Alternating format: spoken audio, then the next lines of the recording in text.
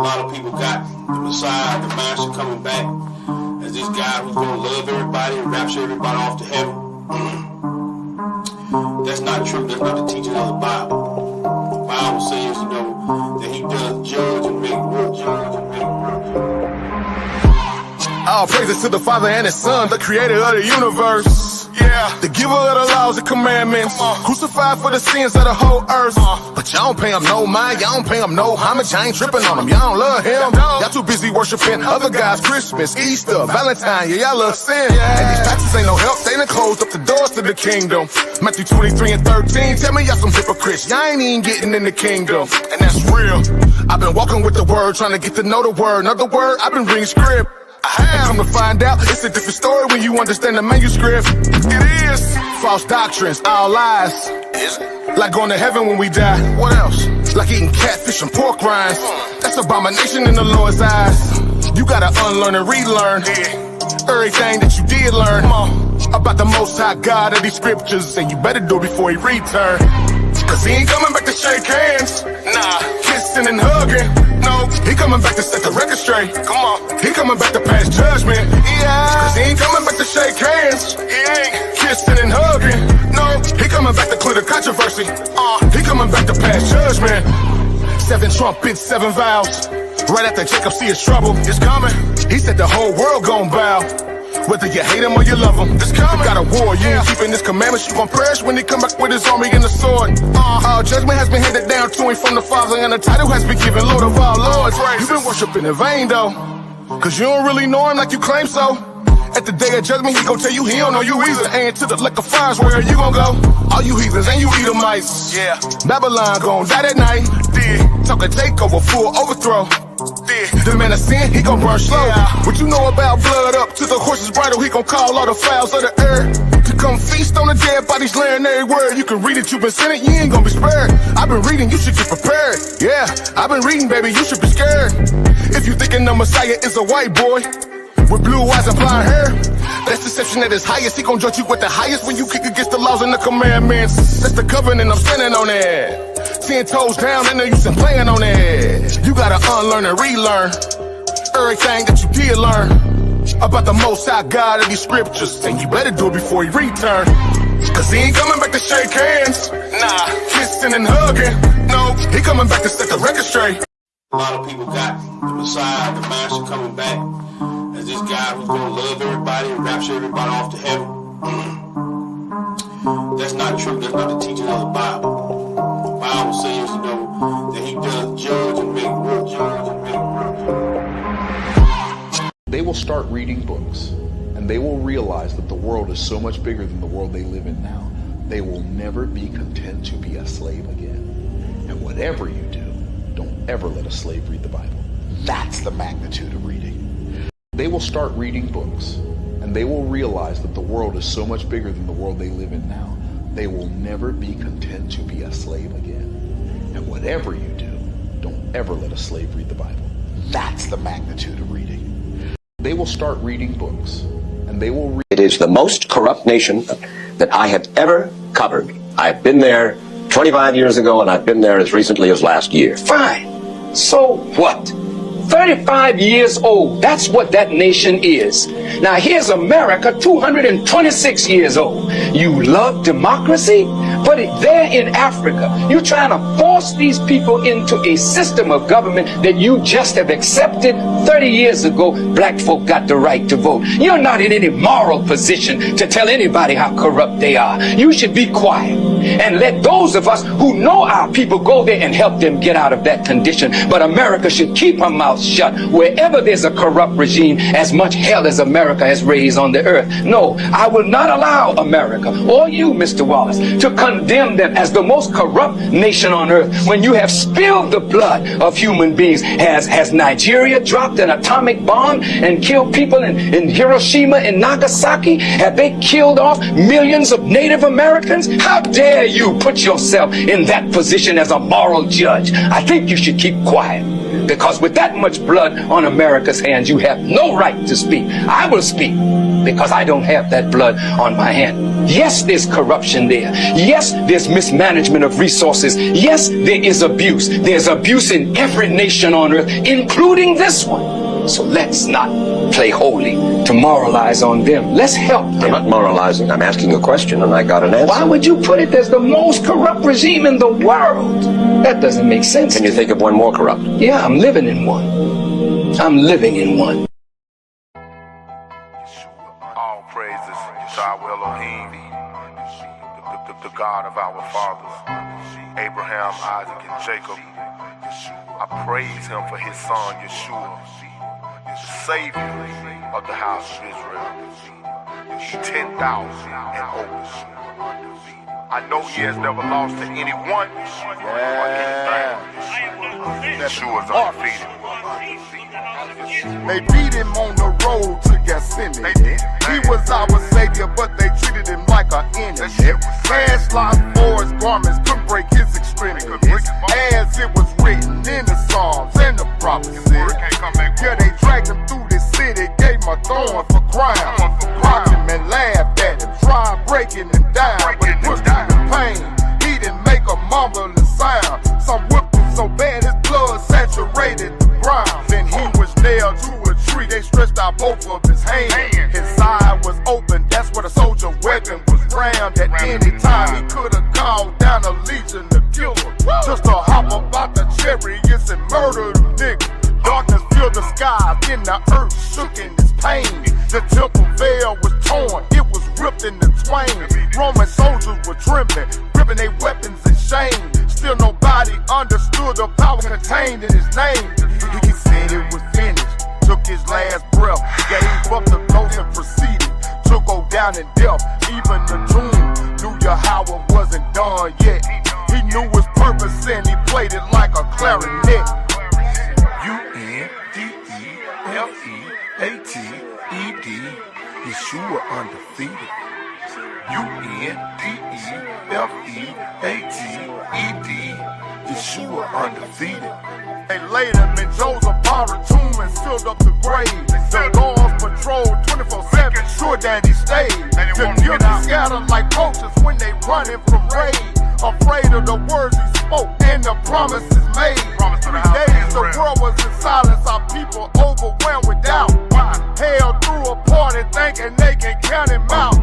Demon laugh and dance as they scream and shout. He who laughs the loudest, lining through the crowd. Way deep in the depth, he shattered the chains, took the keys from Satan, and he broke the restraints. Death had to yield, and all of his power was drained. Now every knee got to bow at the sound of his name. U-N-D-E-F-E-A-T-E-D, Yeshua undefeated. U-N-D-E-F-E-A-T-E-D,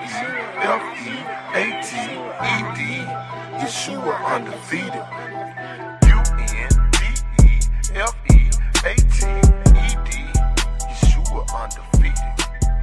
U-N-D-E-F-E-A-T-E-D, Yeshua undefeated.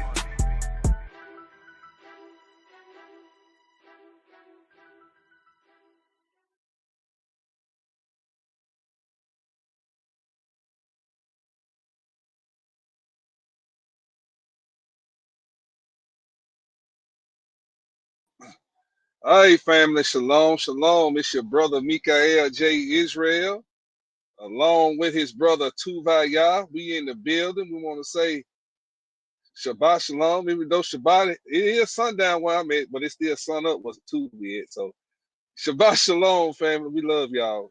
Shabbat shalom, Shabbat shalom. Man, Hebrew, we got an action banger tonight. We going into the mindset, into the understanding of white Christian nationalism. Today, brothers and sisters, we gonna see the meaning of Psalms 58:3. The wicked are estranged from the womb. They go astray soon as they be born, speaking lies, speaking it. Talk to him, Hebrew. What you got to it?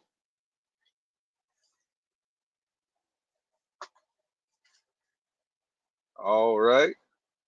So, brothers and sisters, I'm gonna get this thing kicked off because I got a lot of information to get through, a lot of scriptures to get through. This is we got a lot going on in the earth, and all I've been seeing on social media is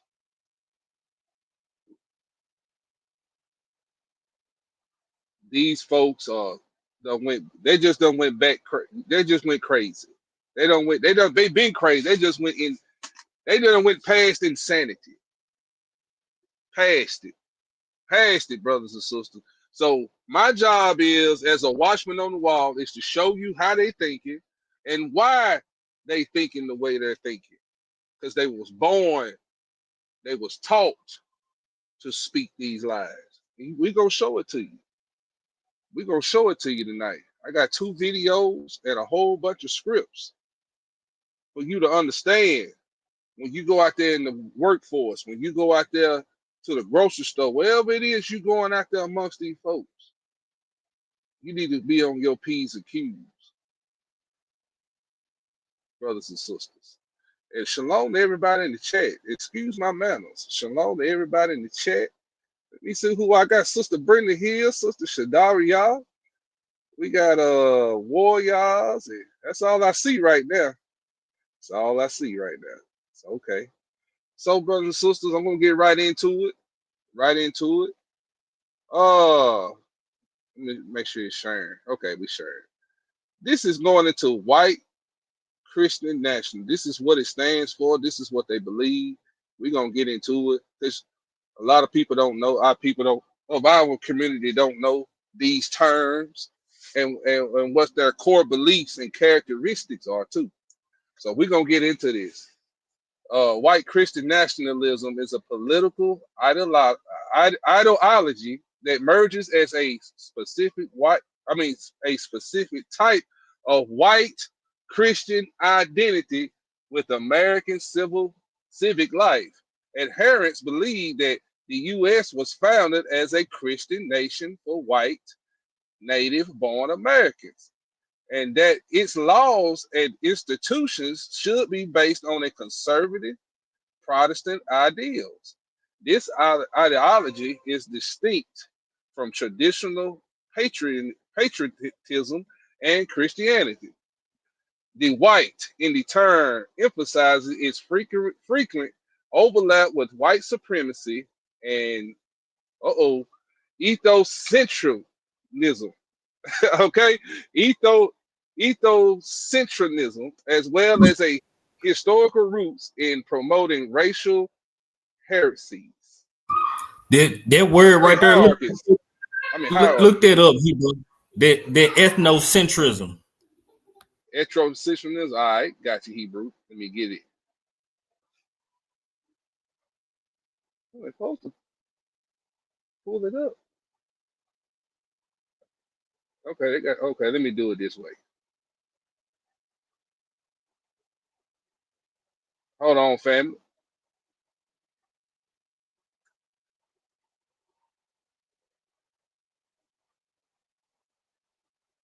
Ethnocentrism. All right, is it on the screen too? Okay. Yes, yeah. All right, Hebrew. Ethnocentrism. All right. Evaluation of other. Oh, go ahead. Go ahead. The evaluation of other cultures according to the preconceptions originating in the standards and customs of one's own culture.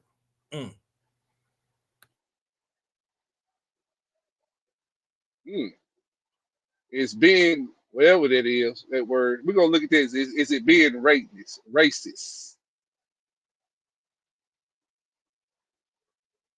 Okay, it's saying it's not the same as racism. So let me go back over here to this one where we was at.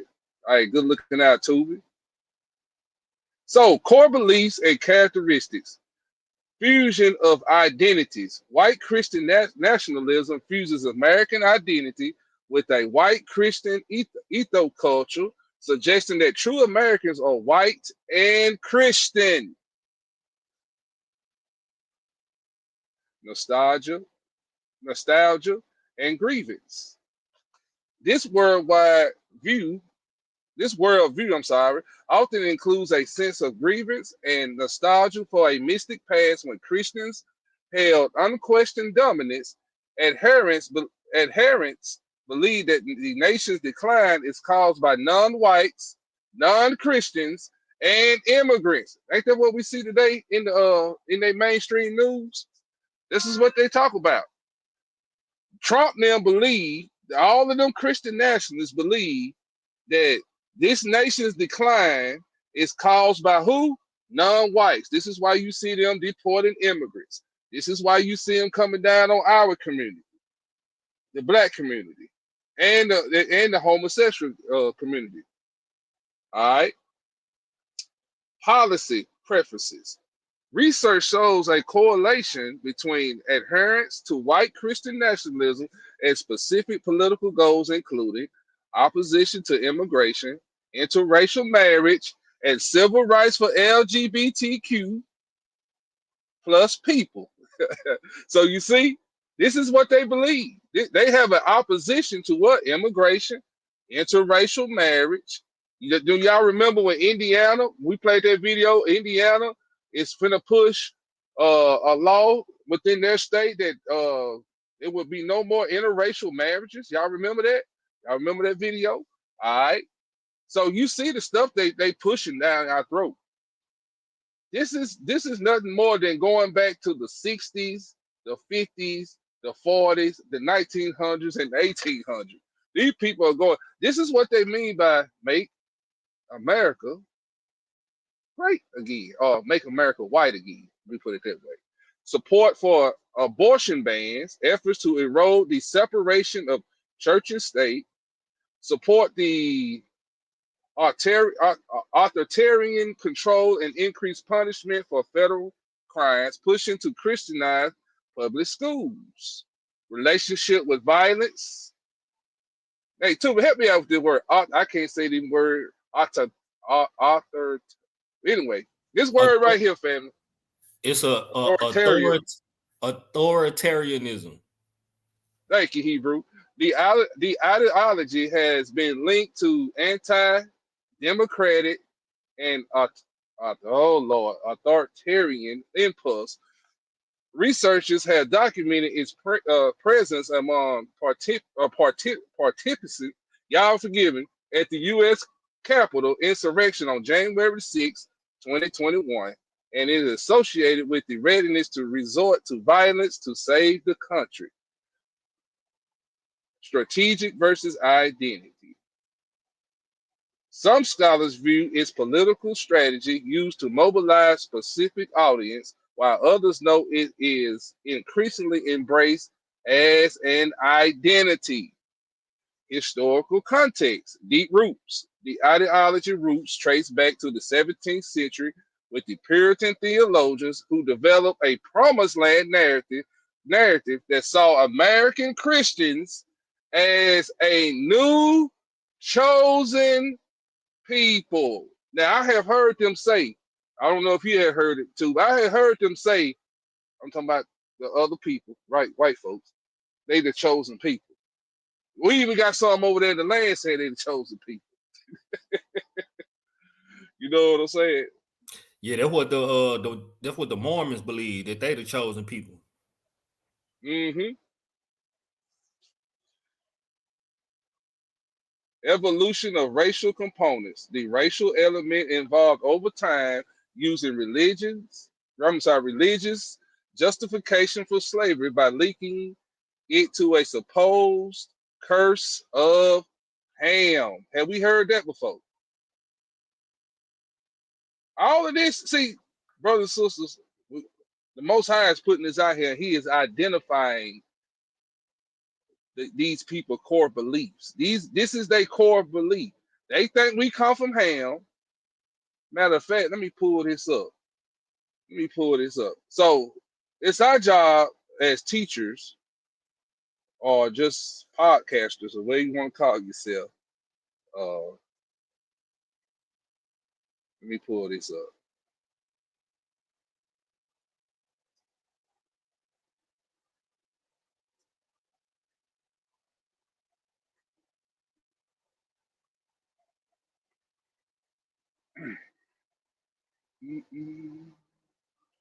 Where is it? Okay, pull this. Copy image. No, I don't want to copy. Hold on, family. Oh, open a new tab. That's what I want. Okay, family, take a look at this. Let's look. Let me go back over here right quick. It says that it says justification for slavery by linking it to a supposed curse of Ham. This is what Christian nationalists believe. This is what Donald Trump and the higher ups believe, brothers and sisters. So I want y'all to look at this. This is in their words out of the Zondervan Compact Bible Dictionary. It says Ham, the youngest son of Noah, born. Let me blow it up just a little bit so y'all can see it. It says Ham, the youngest son of Noah, born probably about 96 years before the flood. Oh, hold on, fam. It got that little emoji in there. Let me see, can I find a better? I just now saw that. Let me go back. Let me see, can I find you a better? I know I can. I know they got it in here. Just hold on, fam. There we go. That's a better one. That's a better one. Open the image in new tab. So let me get this. Let me get this one, brothers and sisters. Share this tab.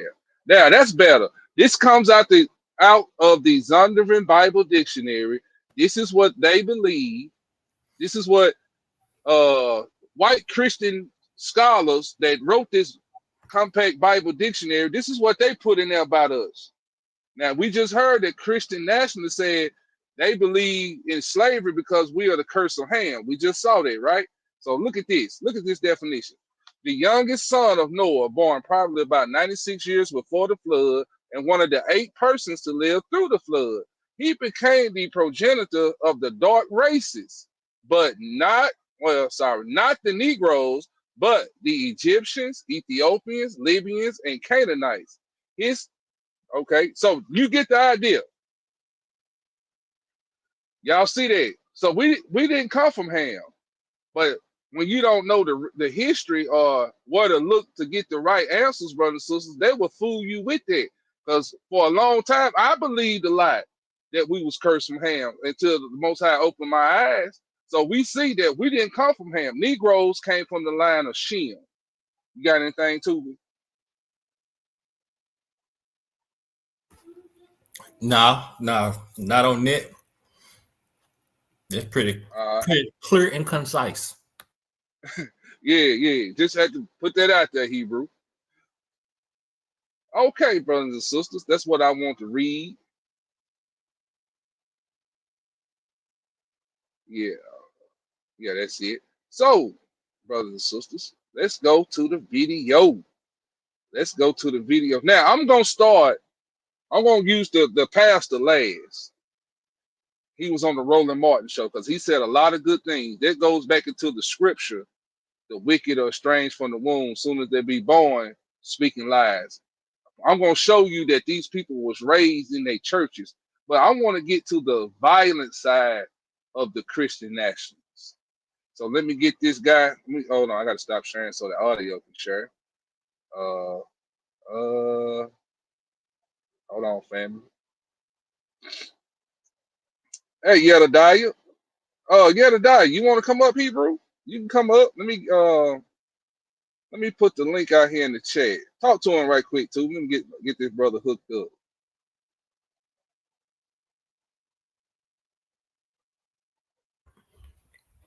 Yeah, I see what we faced against, or what we up against. These people have been this way ever since Esau felt robbed of the blessing. Ever since that day, he said, "The mourning of my father is ended." This day I will slay my brother Jacob. We have been hunted and planned to be destroyed by Esau. Mm-hmm. And this ain't nothing but another plot.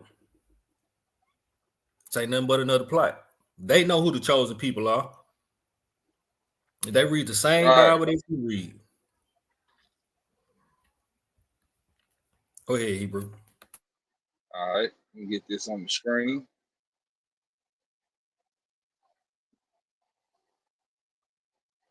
Now this started playing for no reason. Hold on, family. Come on, fella. You kill Lefty. I can't make him be quiet, Hebrew. All right. Hold on. Let me look at something right quick. Where do I want to start with this guy? Because he said a lot. So I got a timestamp what I want him to do to give to y'all. Okay. I'm going to start right here. I want y'all to understand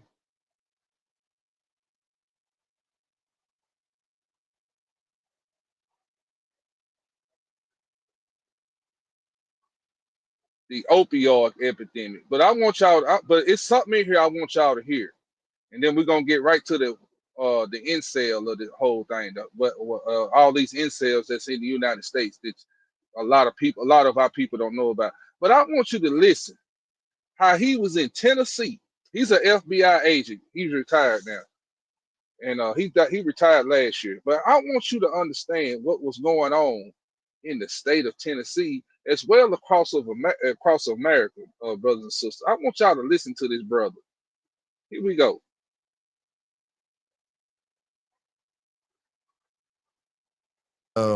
But that was kind of during when I first started learning about the opioid epidemic.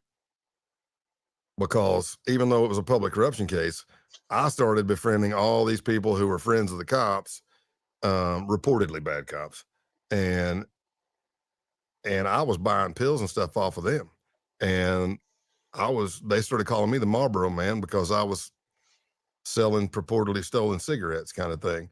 And what I found is in that East Tennessee town, they could get their pills and they could get their whiskey, but they did not like paying that much money for cigarettes, you know. So that worked for us. And then again, I was kind of like a theft ring guy. But we were uncovering carloads of people going down at least twice a week to Fort Lauderdale. So that was Broward County at that point in time was the mecca for opioid. They would go down there and they would doctor shop. So you could go into a doctor's office from out of state, just pay cash for your visit. They cut you a prescription for all your nice opioids. Back then they had the Oxy 80s. I mean, and they went for $1 a milligram on the street. So that's an $80 pill. And then they would load you up with Oxy 80s and load you up with Roxy 30s and everything else. And then you didn't even leave the building. You walked out of the doctor's office, under the same roof was the pharmacy. So you fill the script. Then you drive down the street to another doctor and do the same thing. And so they weren't keeping track of it at all back then. And we were uncovering a lot of that. But with all that pill abuse and those kind of people on the socio status there, lower poverty stuff, there was some crazy people. I went to college. So not only you got to deal with hateful Christian nationalists, a lot of them, brothers and sisters, are on drugs, opioids, bad. But I want you to hear what these folks was doing. And you some scriptures gonna pop in your mind while the Most High told you not to mingle your seed amongst these people. You're gonna see something tonight. Shalom, Yedadiah. Shalom, Hebrew. Shalom. How's it going, everybody? Doing good, Hebrew. Going good, man. Keep this up, man. This is some good information right here. You taking the wool off you taking the wool off that wolf. Yes, sir. We don't know no other way but to shear that rascal. Just shear that wool right off of it. Yes, sir. Hey, all right, y'all. Tubi, was you finna say something? Yeah, I wanted to add, man, this opioid epidemic, it really didn't become an epidemic until their people start being hooked and controlled by these and killing and dying from taking all these pills. As long as our people was on it, it was cool. It was under the radar. But once their people started being hooked to it and dying from it, then it became an epidemic. Well, I think it was an epidemic when I was in school too, but back in the starting in middle school, actually, when I was in the 7th grade. So that was around 97, 98, because I hit high school in 99. Okay, but when I'm going somewhere, we had a lot of white kids where I went to school at in rural town, Baldwin, Mississippi.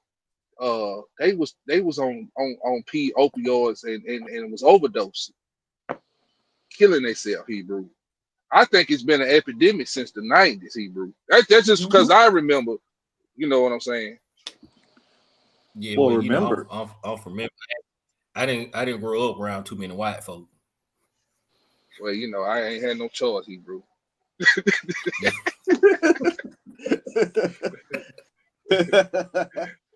But you know what though? Y'all go ahead, yeah, go ahead.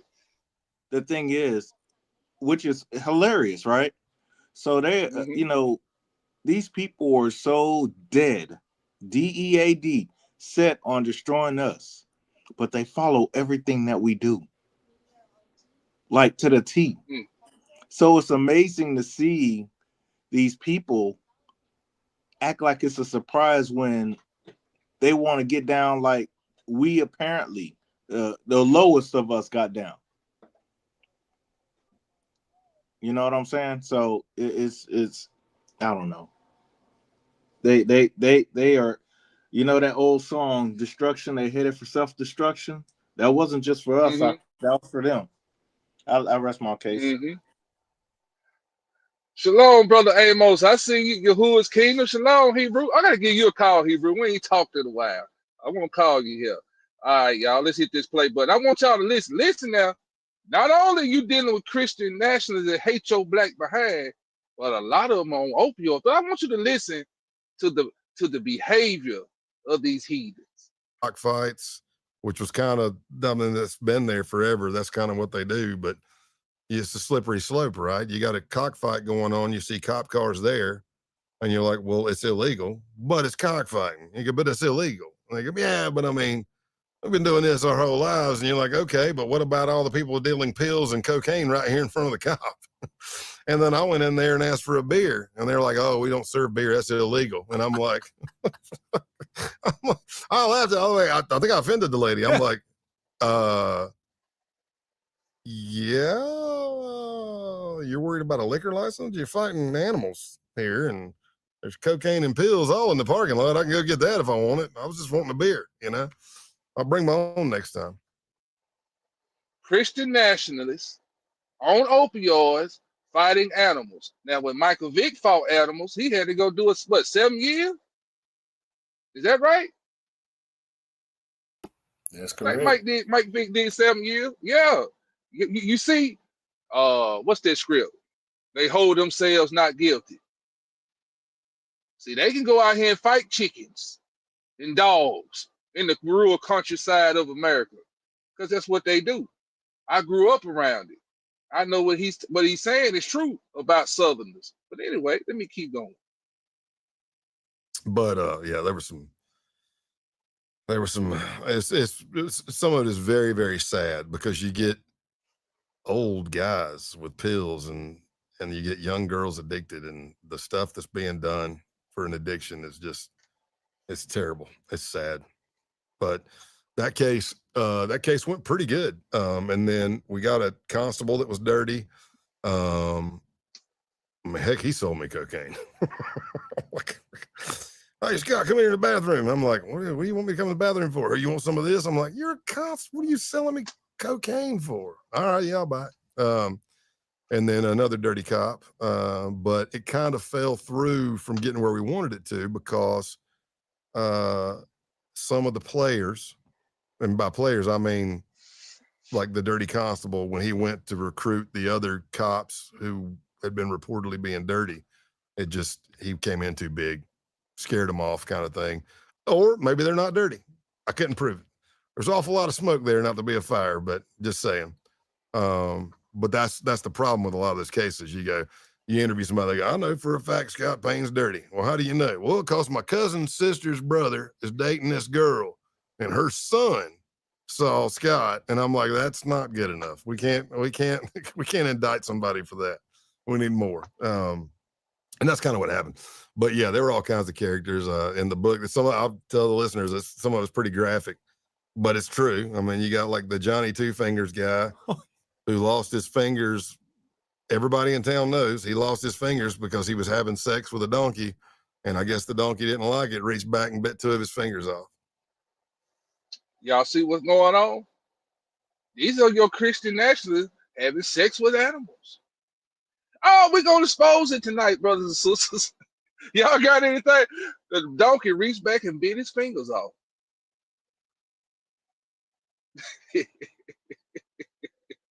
Ain't no different than ain't no different than Muhammad with the sheep and the camels. That's right. They going full out with it. This woman married her dog or something like that not too long ago. They legalizing it in Canada. Oh Lord. Yeah, they legalizing you can marry your animal in Canada. So they're on opioids. They fighting animals. They having relationships with animals.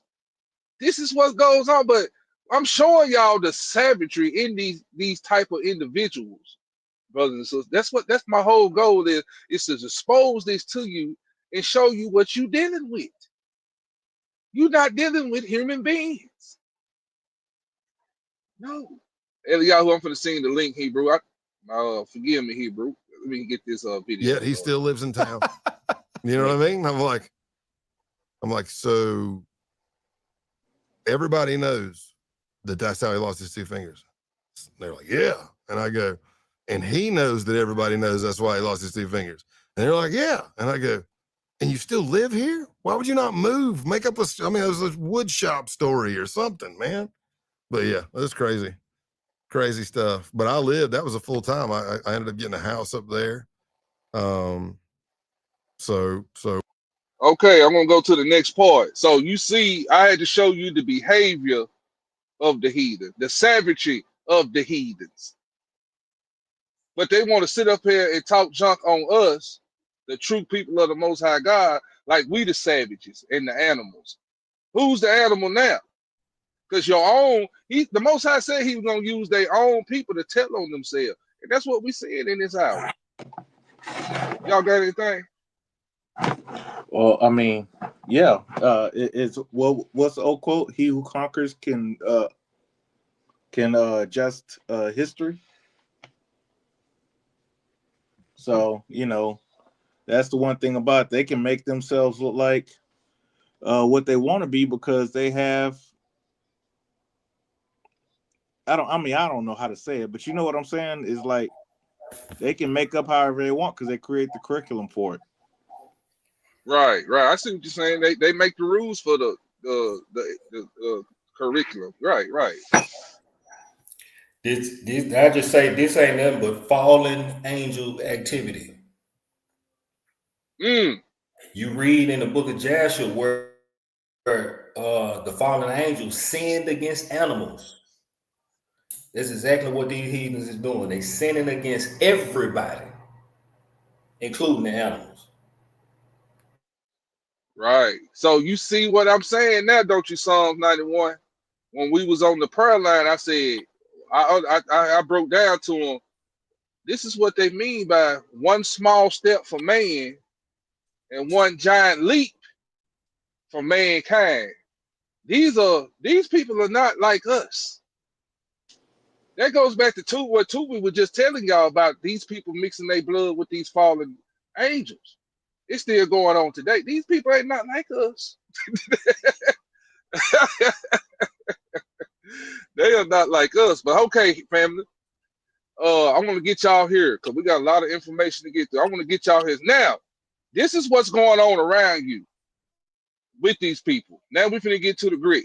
All right. I just had to show y'all the activity that they got going on out here, what these people doing. So now he's finna get into the inside plot of what these guys are out here doing. He's gonna tell us what's going on and what you need to watch out for as people of color with these white Christian nationalists, extremists, or I should call terrorists. Let's talk about the base then. So I guess I hadn't heard of this group or even groups like this prior to hearing you talk about a lot of people have. A lot of law enforcement hasn't. I bet, man. And it's pretty shocking stuff that we'll be talking about. But I guess similar to the Outlaws, just explain to people kind of what this group's ideology is and then how they ended up getting into it. Sure. So the accelerationist white supremacy view goes like this. Number one, they hate the government. So don't think Republican, Democrat, right, left. That's not it. They hate the government. They want a Hitler's Germany. That's what they want, which is what a neo-Nazi usually wants anyway. But with accelerationists, they go about it by different means. An accelerationist is their views are this. They don't believe there's a political solution that can save the white race. They believe that society is going to collapse on its own or from man-made events, and they want to accelerate. They want to speed up the collapse of society because in their mind, when the collapse of society happens, then they can come in, clean house, and have their own ethno-state.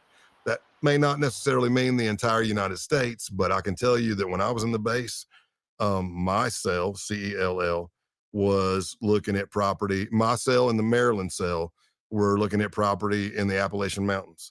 There was a Northwest, Midwest, Detroit, out of Detroit area in Michigan. They were looking at property in the Upper Peninsula of Michigan. The Pacific Northwest, they already had property. The leader of the base had property in the Pacific Northwest. So that kind of compound idea, we run our own thing. We are our own doctors and everything. Again, not a lot of afterthought on some of that stuff, but that's the idea. And they want to do it through like guerrilla warfare tactics. You're not going to see an accelerationist out on the street in a hood and a robe or walking down the street with signs.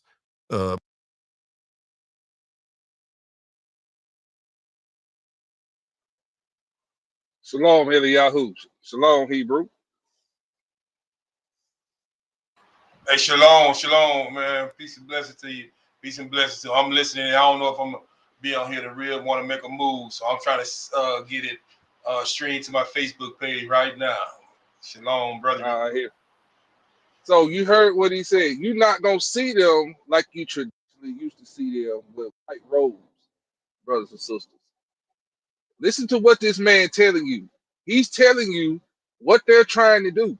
They are trying to accelerate the collapse so they can sweep in and take it over. Y'all got anything before I hit play?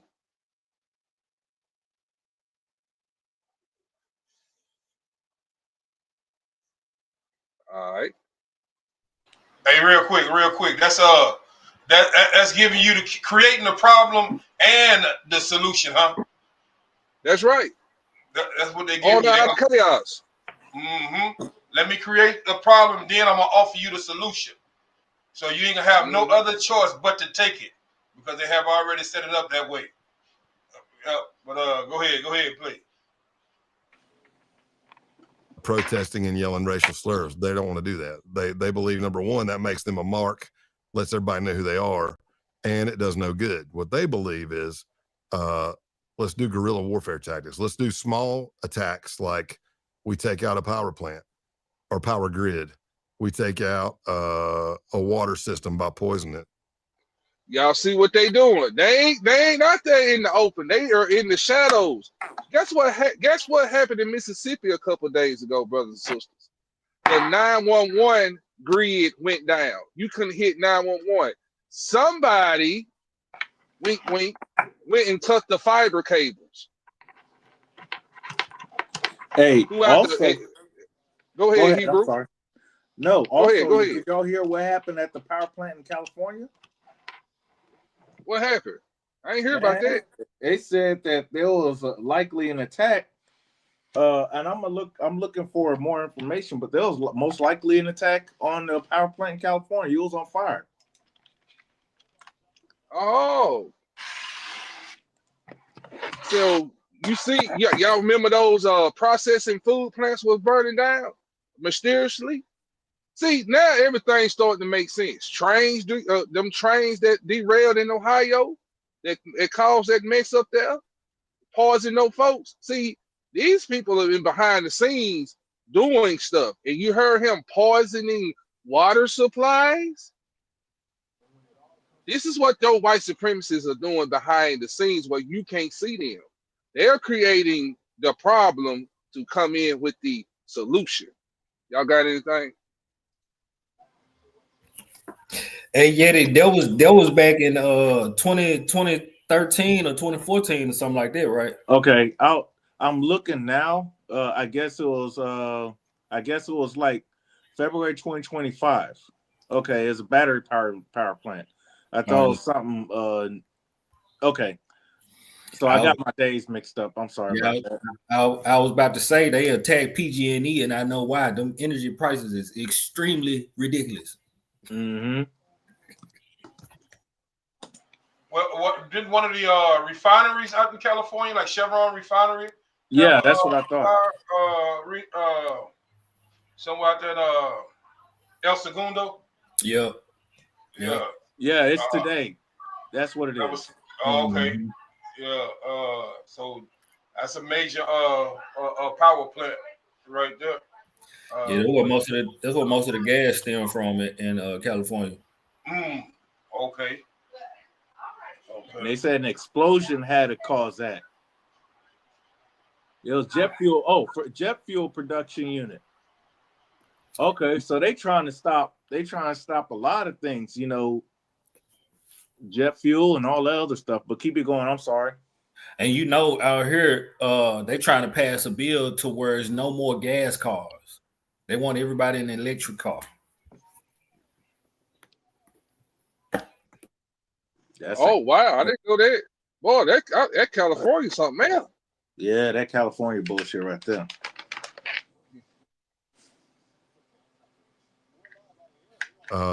You kill lefties, you kill anti-fascists, you kill non-whites, burn their businesses, stuff like that. Oh, did you hear what he said? I'm gonna start that back over because I know y'all wasn't paying attention. Let me start that over. I was paying attention to that. Yeah, I heard that clear back. Whites. Go ahead. And they were looking at property in the Upper Peninsula of Michigan, the Pacific Northwest. They already had property. The leader. If I messed it up, y'all, I'm sorry.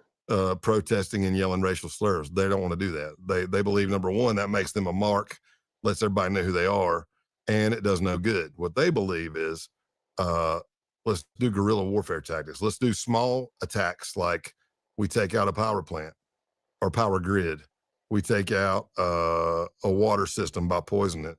You kill lefties. You kill anti-fascists. You kill non-whites. Burn their businesses, stuff like that, slash their tires, anything to create chaos, to start the downfall of society. So a lot of times. So what you think happened in Mississippi with our brother that got hung? They trying to start this thing, y'all. They doing everything and anything to provoke Judah. Y'all got something on that? Cause I know y'all got some smoke for that now. Cause that brother, he said it. He said it. Go ahead, Hebrew. It's funny. We didn't start tripping until certain things happened. Because we the most forgiving people.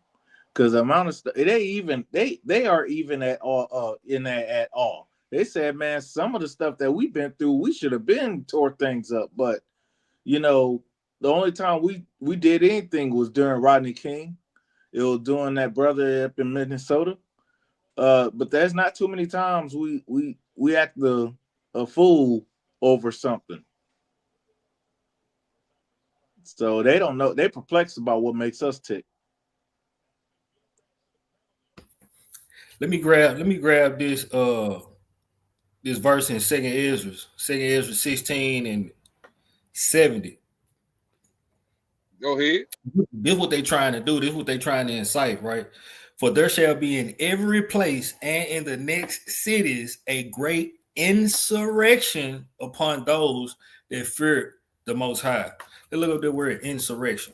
I'm pretty sure most of the people that follow this channel or these channels know what it is, right? It says insurrection, a violent uprising against an authority or government, right? Basically like a revolt, a riot, right? So they're going to be rioting. These other nations are going to be rioting against those that fear the Most High. And who is that today? Who are the people that fear the Most High today? And that's what they're trying to do. Little things, little bitty thing. We were speaking on that guerrilla warfare earlier.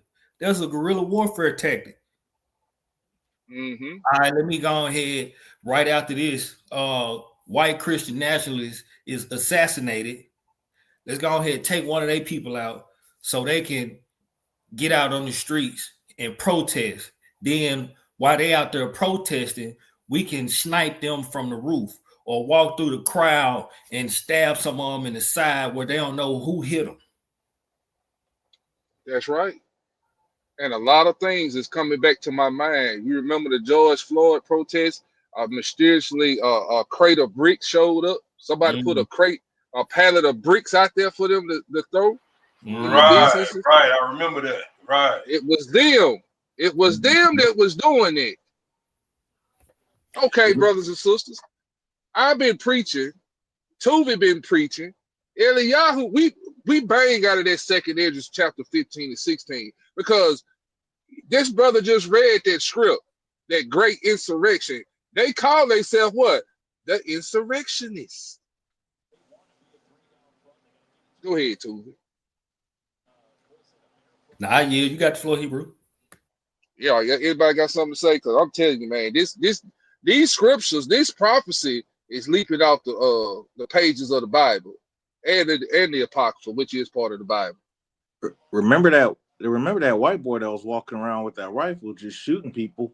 He wasn't even supposed to have it, but they found a way how to let him off. I wouldn't be surprised if he was one of them. Yeah. And what's so crazy about that is it was illegal for him to buy a fully assembled rifle, but it's legal for him to buy the parts separately and assemble it himself. Pay attention to that. And then they just put the battery in his back, and he go out there doing the George Floyd protest and unalive a young black brother. Yeah, what was his name? Rittenhouse? Yeah, something like that. Kyle Rittenhouse? Something like that? Yep, Kyle Rittenhouse. Yeah, insurrectionist. Then you had that brother up there in Buffalo. You had that heathen up there in Buffalo, New York, that went in that supermarket and unaligned those brothers and sisters. Yeah, Dylan Roof. I think it's a deeper conspiracy behind it. I think it's a deeper conspiracy behind it because it's alleged that one of the people that was in that store that got unalive was this guy who was inventing hydrogen gas, where your car can run off of hydrogen. I heard it. And you notice it's young white males. They crash out. Your young white males are your crash out dummies. Dylan Roof, Kyle Rittenhouse. They even killing their own with the school shootings. That happened a few days ago in Colorado, and I forgot what the other one was. Guy went in there and shot up their Catholic church or school or whatever. LeBlanc, Michigan, I believe. Right up there in Michigan. Then you had Another guy, he drove his truck right into a church, shot the place up, then set it on fire. I think that Well, happened in Michigan. remember they got programs that do mind control too. So you got to remember that too, man. A lot of times that comes into, it's almost like what Eliyahu was preaching about before. They got spirits. They remember, actually, they did a study. They call it a study, but they did a study, quote unquote, on dark magic and demons. And so, you know, if they using these if these demons are using them for them to use the demons to do some things, like Eliyahu said, sometimes when people wake up, they don't even know where they're at. That's because they've been used. Right. So who knows? I'm not giving them no excuses, but you know what I'm saying. Right. So, brothers and sisters, you see the layout. You see how they coming at us. We got to be prayed up, Psalms 91 up all day, every day, over us and our children and wives, so on and so on. Because these people is trying their best to provoke Judah, but the scriptures say, won't no fault be found in Judah. They trying. A Revelation 12:17. It says, and the dragon was wroth with the woman. That woman is Israel, and went to make war with the remnant of her seed, which keeps the commandments of God and have the testimony of Yahweh Shai, Yahushua HaMashiach. So that's what their plans are. And a lot of us can't fathom that this thing is about you, Israel. This is about you. If they can keep us down, they got the rest of them. Read that again, bro. Say it again. Read that again. It's Revelation chapter 12, verse 17. And the dragon was wroth with the woman and went to make... Hebrew. Hold on, I'm sorry, Salaki. Start a couple of verses up where Satan opened his mouth like a flood. All right, that's going to be verse 15. It says, and the serpent cast out of his mouth water as a flood after the woman, that he might cause her to be carried away of the flood. And the earth helped the woman, and the earth opened her mouth and swallowed up the flood, which the dragon cast out of his mouth. And the dragon was wroth with the woman, and went to make war with the remnant of her seed, which keeps the commandments of the Most High, and have the testimony of Hamashiach Yahweh Shai. So the flood, brothers and sisters, that's coming out of Satan's mouth in this hour, you seeing it. This is the flood. He's rounding up his children to come against Jacob, which is us. That's the flood, the propaganda. We just showed you what they believe in, they white Christian nationalists, how they believe. They believe they the chosen people. They believe that you come from Ham, that your job is to be a slave. We done showed you. This is the flood. See, Charlie Kirk was used by Satan to push the flood, to push the propaganda, to push the agenda. See, Satan saw our people waking up. They took our awakening and call it wokeism. That's the white Christian nation. They having their awakening right now. They going back to their core beliefs, which is pure damn hatred. Don't you see them awakening around you, brothers and sisters? If they see you walking, oh man, these Negroes gonna find out they the people. Y'all got anything? Yeah, I do actually. If you go back to it, it said they're gonna go after the earth seed. If you look at it, where we come from the dust, and we have the breath of life in us, which is the breath of the Most High. It didn't talk about where they come from. Message. So message. So yeah, that's why. Yeah, the earth is gonna take care of her babies, which is us. Because why? Because if you look in Genesis, where we come from, we were formed from the dust of the ground. Sure, right. Did not the earth swallow up those ancestors that was wicked going against Moses and the Most High? Did the earth not swallow them up?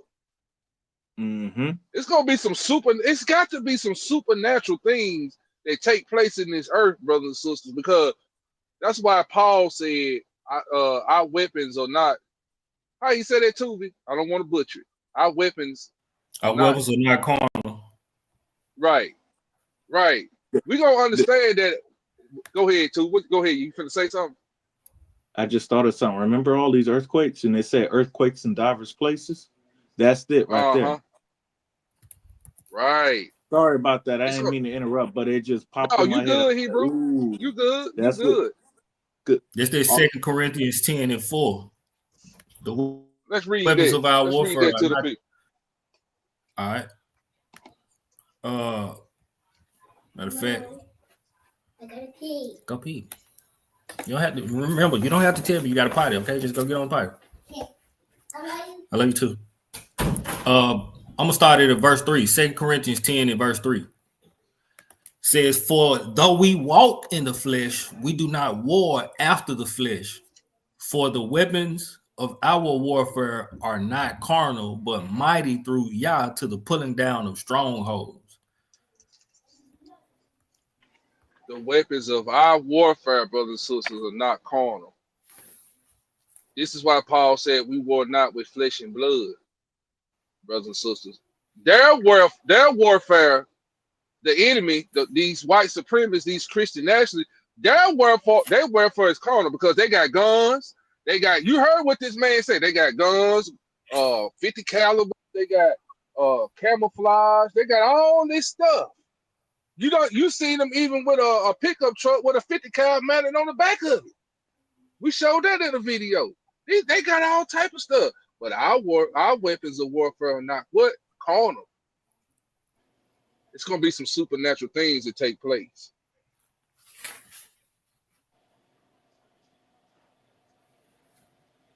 When I'm teaching, I say, like, remember that year when everything was being burnt and towns were they're sitting up on a hill and they're laughing. They're like, man, we hope the cops start shooting these people start shooting the cops, when we can come in and clean up afterwards. And that is one of the plots we uncovered. That kind of compound idea. We run our own thing. We are our own doctors and everything. Again, not a lot of afterthought on some of that stuff, but that's the idea.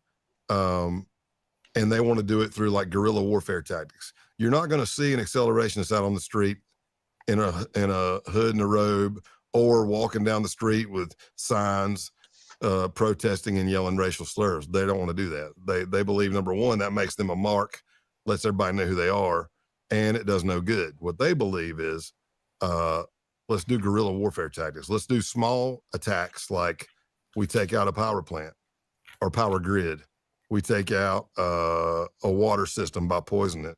You kill lefties, you kill anti-fascists, you kill non-whites, burn their businesses, stuff like that, slash their tires, anything to create chaos, to start the downfall of society. So a lot of times when I'm teaching, I say, like, remember that year when everything was being burnt and towns were they're sitting up on a hill and they're laughing. See, did they burn Black Wall Street? Did they burn what's that other, Rosewood? Is that right down there? Rosewood? They burned it. Yeah, down there in Florida. Yep. Yeah. See, I'm gonna take out back not too long ago, back in the mid-90s, for about 3 or 4 years in the state of Mississippi. They was going out there burning black churches. My home church was one of those churches that got burned down in North Mississippi. Come on with it. So you see what they're going to do. If you got a business, or they see you as being a successful person, they're gonna attack, brothers and sisters. It ain't nothing new under the sun. We seen that they using the same tactics of old. We seen what they did to Black Wall Street. We seen what they did to Durham, North Carolina. We seen what they did to Rosewood, and so on and so on. In these race massacres, go do your research. Yes, Know sir. your enemy. What you Yes, say, sir. Tuba? Go ahead. And a lot of these lakes in America are actually cities of Negroes that were flooded by these white Christian nationalists. Is what I'm gonna call them. Mm-hmm. A lot of these lakes are actually burial grounds for our people in water. Isn't there one that's actually haunted in Georgia? They said Forsyth, Georgia. Yeah, and then there's another one. They said don't eat the Lake peaches. Lanier. Yeah, Lake Lanier. And then there's another one that said don't eat the peaches because that's really the forbidden fruit. That's the Devil's Punch Bowl in Yeah. Natchez, Mississippi. Yeah, I've been there to the Devil's Punch Bowl. Yeah, that's real. That's real for real. They threw them off there. They buried our ancestors down in this bluff. And every time the Mississippi River flood, their bones will rise up and they'll see bones scattered down through the banks of the Mississippi. Yeah, that's real. And it's a peach grove right down there at the edge of that bluff. And the locals won't eat those peaches because they know what those peaches or those trees have been fertilized with. It's the blood and the bodies of our people, men, women, and children, and the elderly. Man, that's why I did a lesson a long time ago, and I showed how the passages of these storms that's coming through, they have a particular pattern that they go through. And, Esau want to say it's a weather pattern, but that's another thing right there where it talks about where she going to flood them. Because if you look at the way, number one, if you look at who bought the and financed the slave trade, but then when you look at the slave trade routes, you can see how those hurricanes actually follow those slave trade routes. Right. They take the same doggone route. You sure right.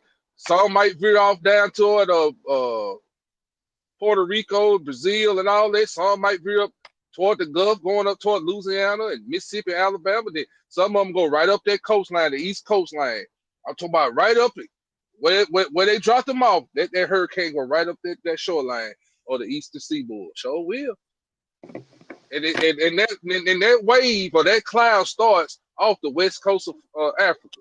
And from Africa's coastline to America's coastline is 4,200 miles long. You mean to tell me the Most High could generate a cloud from the west coast of Africa, gather strength, and go all the way to America on those same slave ship voyages or routes or whatever? Same thing. I mean, that's amazing to me. Go ahead, y'all. Well, he said he ain't gonna be mocked. You ain't gonna play with him.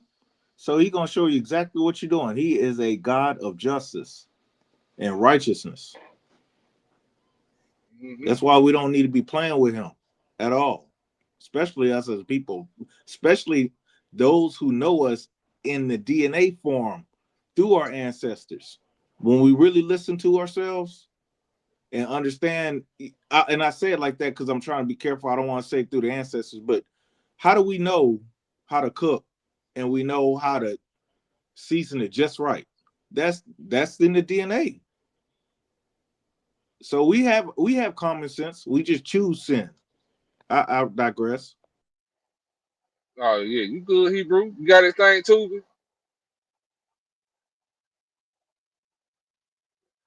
Nah, man, I'm actually looking up this documentary that I was watching about what we were just speaking on, them cities becoming lakes.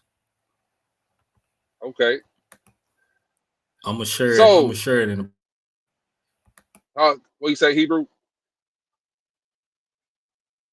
Now I was just saying I'm gonna share it in a private chat. I said I'm gonna share it in a private chat, and you can share it with the people. Okay, cool. So, brother, sister, we're gonna skip that and go to how good are they with tactical weapons. Listen to this, brothers and sisters. I'm trying to scare y'all tonight.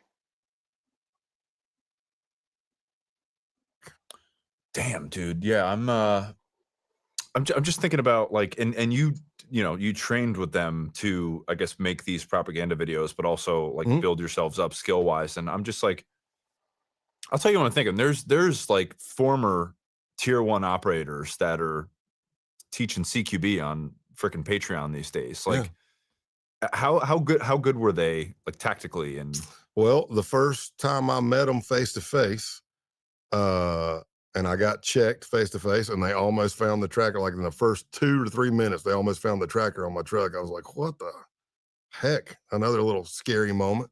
But he missed. Luckily, he stepped away, and I lived to fight another day. But the next day, we did firearms and tactics training. It was led by a 19-year-old kid. No military. His dad took him to the gun range apparently, and maybe gaming. But it was good. I'm lead tactical instructor. Not saying I'm something awesome. There are people all over the United States that got my skill set and better. But if you've had that training and you're an instructor, you can do that. Of course, I was an instructor. You hear that? You got 19 and 18-year-olds out here that know their stuff better than they know how to do this tactical stuff better than the FBI, brothers and sisters. They know how to do it better than the military, because some of them are ex-military. Y'all see these people have been training for this.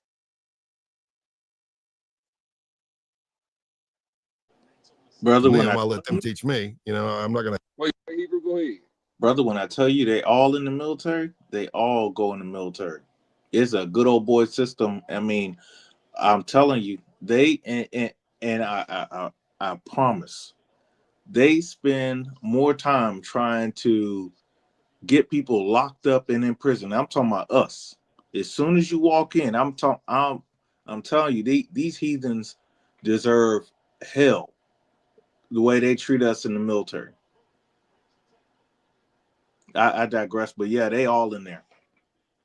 So did you hear the part where he said they're good at hunting? Ain't Esau a cunning hunter? These people, I'm gonna be quiet because I don't want to get flagged. These people are crazy, y'all. damn, dude. Yeah, I'm just thinking about like, and you trained with them to, I guess, make these propaganda videos, but also like build yourselves up skill wise. And I'm just like, I'll tell you what I'm thinking. There's like former tier 1 operators that are teaching CQB on freaking Patreon these days. Like, how good were they like tactically? And well, the first time I met them face to face, and I got checked face to face, and they almost found the tracker. Like in the first 2 to 3 minutes, they almost found the tracker on my truck. I was like, "What the heck?" Another little scary moment. But he missed. Luckily, he stepped away, and I lived to fight another day. But the next day, we did firearms and tactics training. It was led by a 19-year-old kid. No military. His dad took him to the gun range apparently, and maybe gaming. But it was good. I'm lead tactical instructor. Not saying I'm something awesome. There are people all over the United States that got my skill set and better. But if you've had that training and you're an instructor, you can do that. Of course, I wasn't instructing them. I let them teach me. I'm not going to help them get better either, because that's not smart, right? But yeah, we're out on a 100-acre property shooting submachine guns and pistols, and I'm like, I hope they don't turn. You know what I mean? You're like, They have submachine guns, and you little youngsters running around here of my people, little YNs, little young Negroes. You got switches. These people got machine guns. These people are out training. These people know how to do tactical warfare. These people know how to hunt. Esau is a cunning hunter, and so is his children. and I'm like watching from the back, Because when it started, I'm like, the instructor in me, I'm like, I'm sitting in the back because I don't know what kind of. I'll tell you, the guy, the cell leader, Luke, and Pestilence was the 19-year-old. There, I was pleased to see that their range safety was good. It was good, and I was like, okay, I'll feel a little better about shooting with these guys at least. And but I'm talking about just quick firing and quick, not necessarily quick peaks, but it made me think several things. It made me think when I went back to the office to run the FBI's training, I told everybody, I'm like, y'all need to, I know we would tell you to take it serious, but I just spent 4 days or 3 days with this violent white supremacy group and a 19-year-old led carbine training, and it was good. I said, it's not the best. And I did see some things they messed up on, but they could probably get the drop on a lot of average Joes. So it's just like, dadgum, man. And then you start uncovering more and more. But yeah, that was it. It's all about training, preparing for the boogaloo, building your kit, your belt, your ammo, your uniform. Of course, they wore camouflage. I infiltrated them. We wore camouflage, but only Flecktarn, because that's the German camo pattern, right? And it's the best for anywhere because the Germans said it was, right? So that kind of stuff. It was crazy. Scary, man. Just think about what kind of damage, you know? Yeah. Yeah. And I mean, hopefully they learn the error of their ways. I mean, they're great things. If you get out, you can go to Life After Hate. You can meet people who are just like you or were worse than you. And can help with that kind of stuff. But yeah, man, that's scary. And then the blind eye of the parents thing. That's the putting on the blinders. I'm not a fan of helicopter parenting, but I'm also desensitized to a lot of crazy stuff. So when I was watching my girls, and I put like an app called Bark, you put that on the phones, they will notify you. I don't know how many people they got working there, but they read everything. I mean, it'll hit you. You can set the sensitivity. It'll send you, hey, there's firearms talk, there's suicide talk, there's drug talk, there's sex talk. They'll flag it all. Now, I didn't go confront my kids on everything, but I watched it. My wife probably would have nutted out if she'd have seen some of those things, but I was like looking, I'm going, I mean, as a father, no, I don't want to read this, but this is normal. This is, you know what I mean? Just let me kind of keep an eye. Because you hear these people, and it happens in law enforcement anyway, but you can show the parent the video. This is your son committing this crime. And they go, that's not my son. And as you look at as your son committing the crime, he even says, I'm your son. Watch me commit this crime. You know what I mean? And it's like, not my little Johnny. And I get it. That's being a good parent. But also being a good parent is not turning the blind eye and engaging and paying attention, because you don't know if because evil people go to these places to groom people and to recruit people. And you can't tell me, or you're not going to sell me. You're not going to sell me on the fact that you thought it was just a phase, when I mean, like, at least once a month, a bunch of dudes are coming on your property with Flecktarn and balaclavas, and we're shooting submachine guns. And it's not like we're not talking about what we're planning on doing. And then you come down on under the awning of the barn and have a few drinks with us, and you hear all the crazy rhetoric. And then you know your kid doesn't really have a job. He didn't have a car till the end. He bought it and it wouldn't run that good. But he's got bulletproof vest and ammo and rifles, and then he's got a shrine right there in his room, which is the skull that's now been. Yeah, pay attention to this part, brothers and sisters. They have an altar, a shrine. Oh, brothers and sisters. Now, this is what I really want you to hone in on. They not like us. These people sacrifice to devils. Ain't that what the scriptures say? The Gentiles sacrifice to devils? The Most High wasn't telling us lies. Listen to this. Cleaned of the ram that was stolen and we sacrificed at a ritual. And I'm going, I mean, as a father, no, I don't want to read this, but this is normal. This is, you know what I mean? Just let me kind of keep an eye. Because you hear these people, and it happens in law enforcement anyway, but you can show the parent the video. This is your son committing this crime. And they go, that's not my son. Ed, did you look at as your son committing the crime? He even says, I'm your son, and watch me commit this crime. You know what I mean? And it's like, not my little Johnny. And I get it.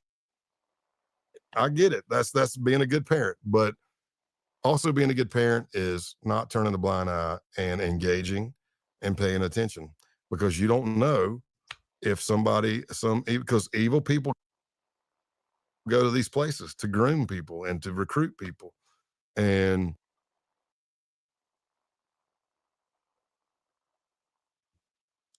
you can't tell me, or you're not going to sell me. You're not going to sell me on the fact that you thought it was just a phase, when I mean, like, at least once a month, a bunch of dudes are coming on your property with fleck-tarn and balaclavas, and we're shooting submachine guns.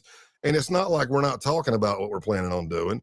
And then you come down under the awning of the barn and have a few drinks with us, and you hear all the crazy rhetoric. And then you know your kid doesn't really have a job. He didn't have a car till the end. He bought it, and it wouldn't run that good. But he's got bulletproof vest and ammo and rifles, and then he's got a shrine right there in his room, which is the skull that's now been cleaned of the ram that was stolen, and we sacrificed at a ritual and drank its blood and carried its head around. That head is now clean. It's the skull with the horns, and it's got swastikas and other white supremacy stuff with some runes for Norse and all. Did y'all hear what he said? Yeah, I want to make sure they heard what he said. Yeah, I know it. Talk to him, Toby. He said that he got the skull of the ram that we killed and sacrificed and drank his blood. He telling on them. He telling on himself too. I noticed the rings on his hand, and I was thinking in my mind, he looked like a Satanist. Yeah, I saw that too. Remember where they get their power from.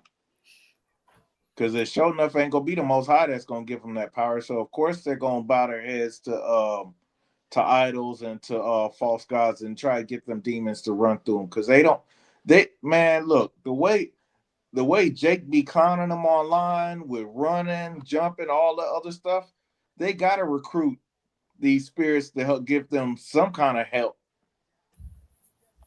You got young Jakes that clown these people, man, be gone. Like I remember watching this young Jake take off on these cops, just gone out of there. Bye.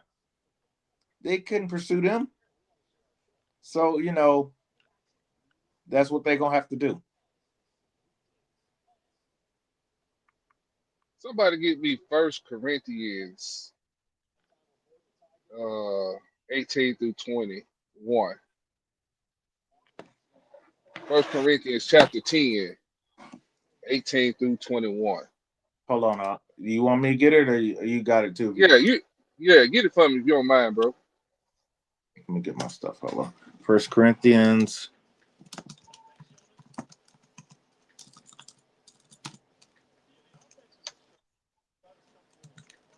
Sorry, I'm taking so long. 1 Corinthians 10.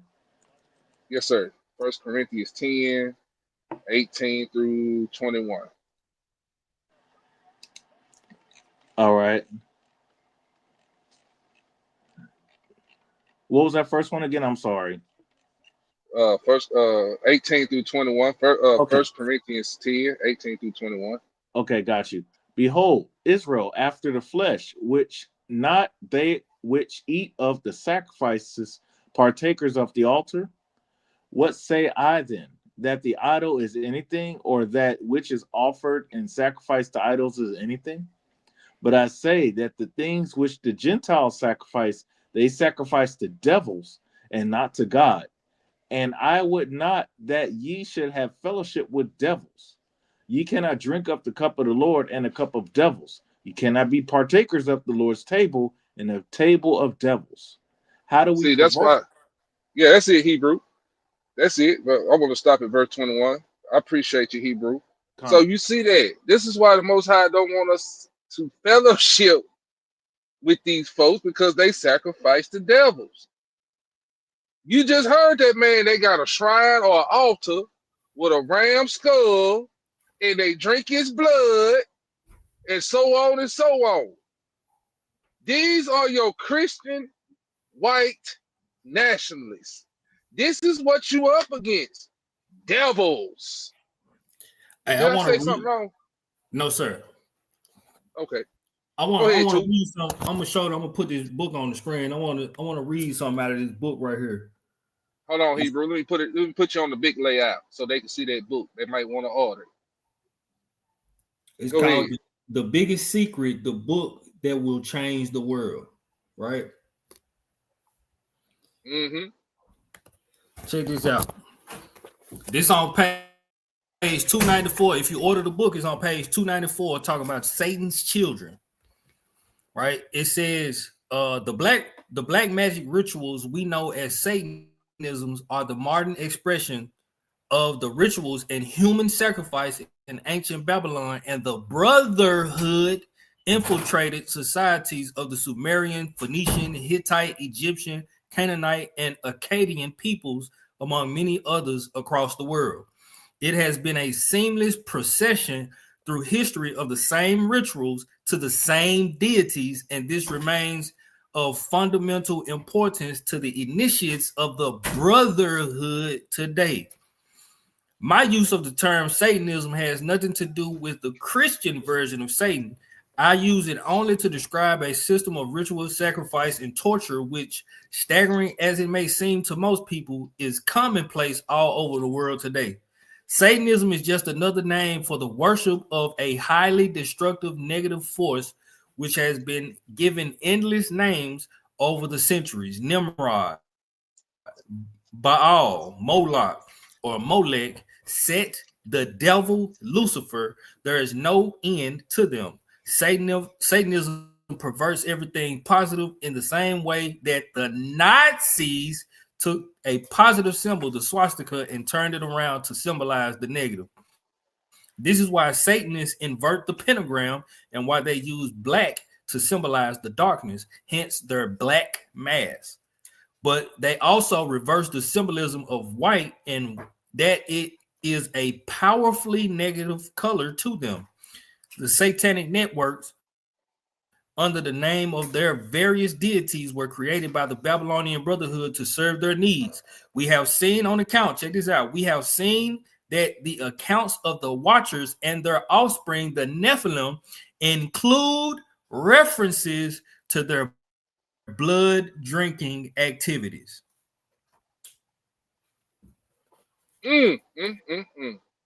Blood drinking activities. So I'm about to get that book. I ain't got that one in my arsenal. Yeah, and this is another one. I'm gonna show you this one. This is another one. Hold on. Let me put you on the screen, full screen, so the people can see it. This another one to get to. The Illuminati 666, book 2. Written by William Sutton. Yeah. There's some good books. I'm telling you, there's some good information in these books. All praise. And I don't think they know more than $20, $30. Right. No. Okay, brothers and sisters, we're gonna move on to our next video. Now we're getting into the religion on how this guy on the screen. This is why I showed you the scripture from the beginning. That Psalms 58:3. The wicked are estranged from the womb. They go astray as soon as they be born, speaking lies. This is going into the depth of white Christian nationalist religion, how they was brought up and taught from kids all the way up to adults. Now you gonna see where the brainwashing really starts. It starts when they are children, when they're able to comprehend. Let me get this video queued up. Talk to him right quick too. Let me get this over here started.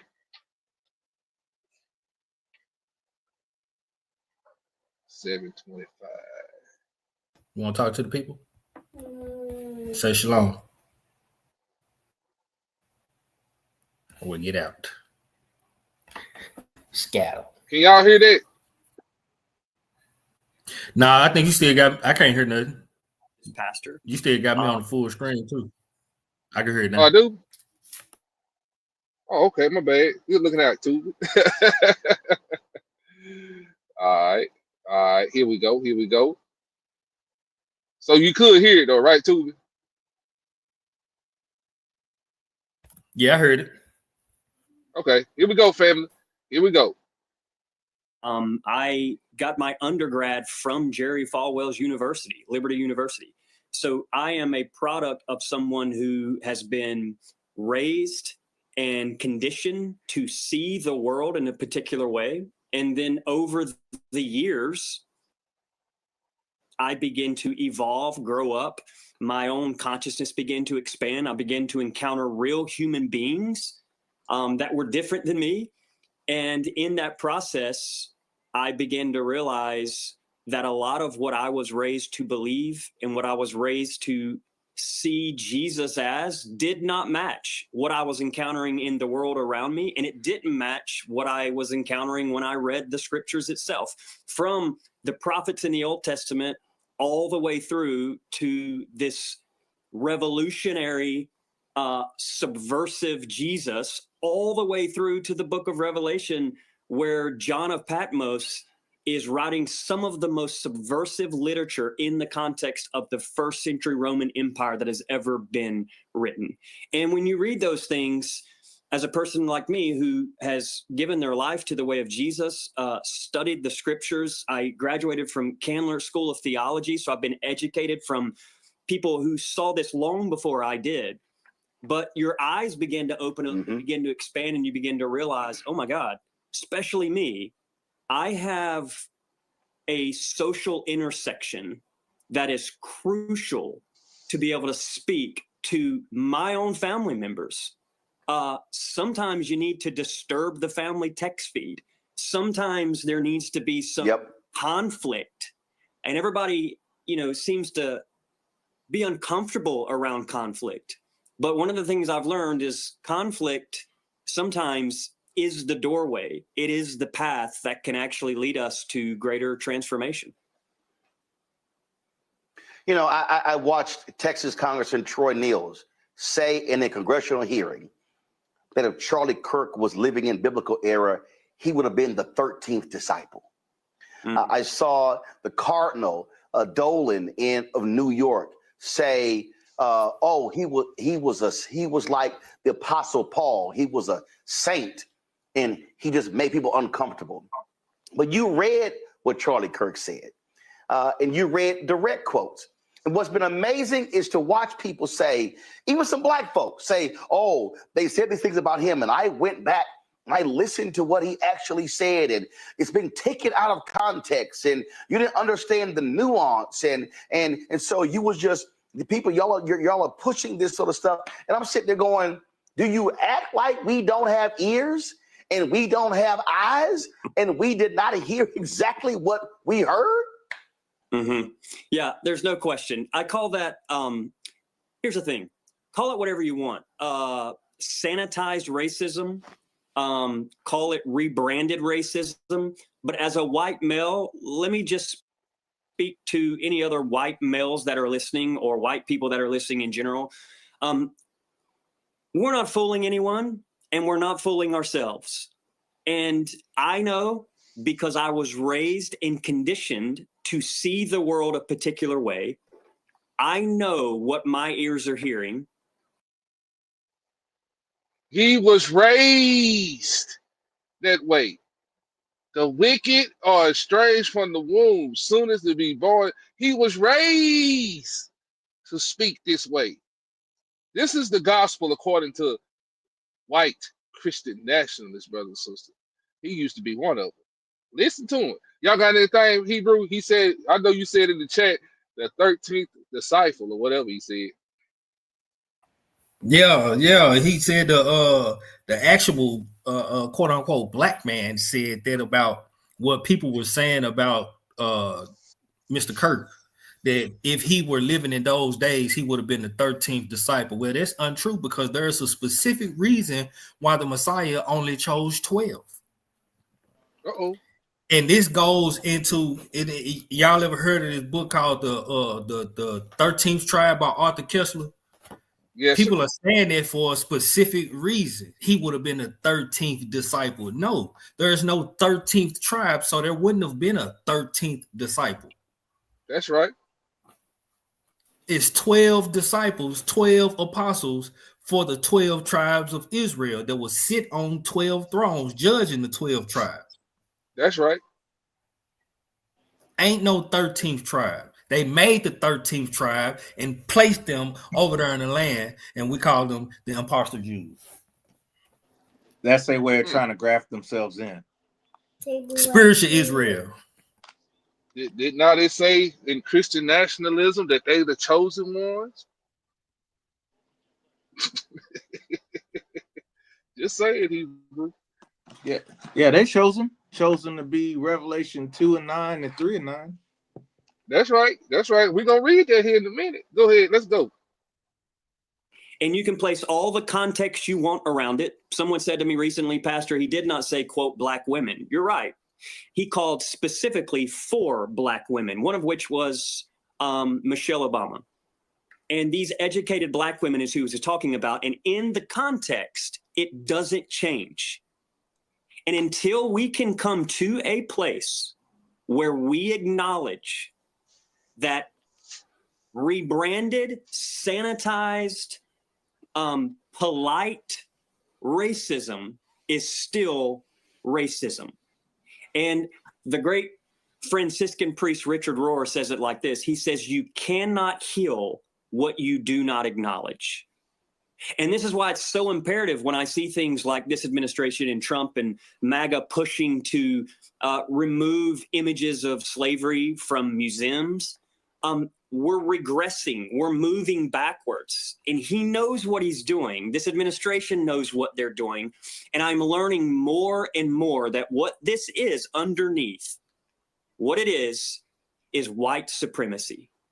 And a part of the reason, perhaps, many of these leaders, these white male leaders, part of the reason many of them are kicking and screaming and putting out the dog whistles, and I'm getting them, God knows the people of color are getting them. Part of the reason I believe that's happening is because they are so terrified of one word, equality. No. They're not scared of equality. No. They know that their time is up and they're going into captivity. Yes, sir. They scared of these prophecies being fulfilled. Yeah, don't let Pastor Pepto-Bismol fool y'all.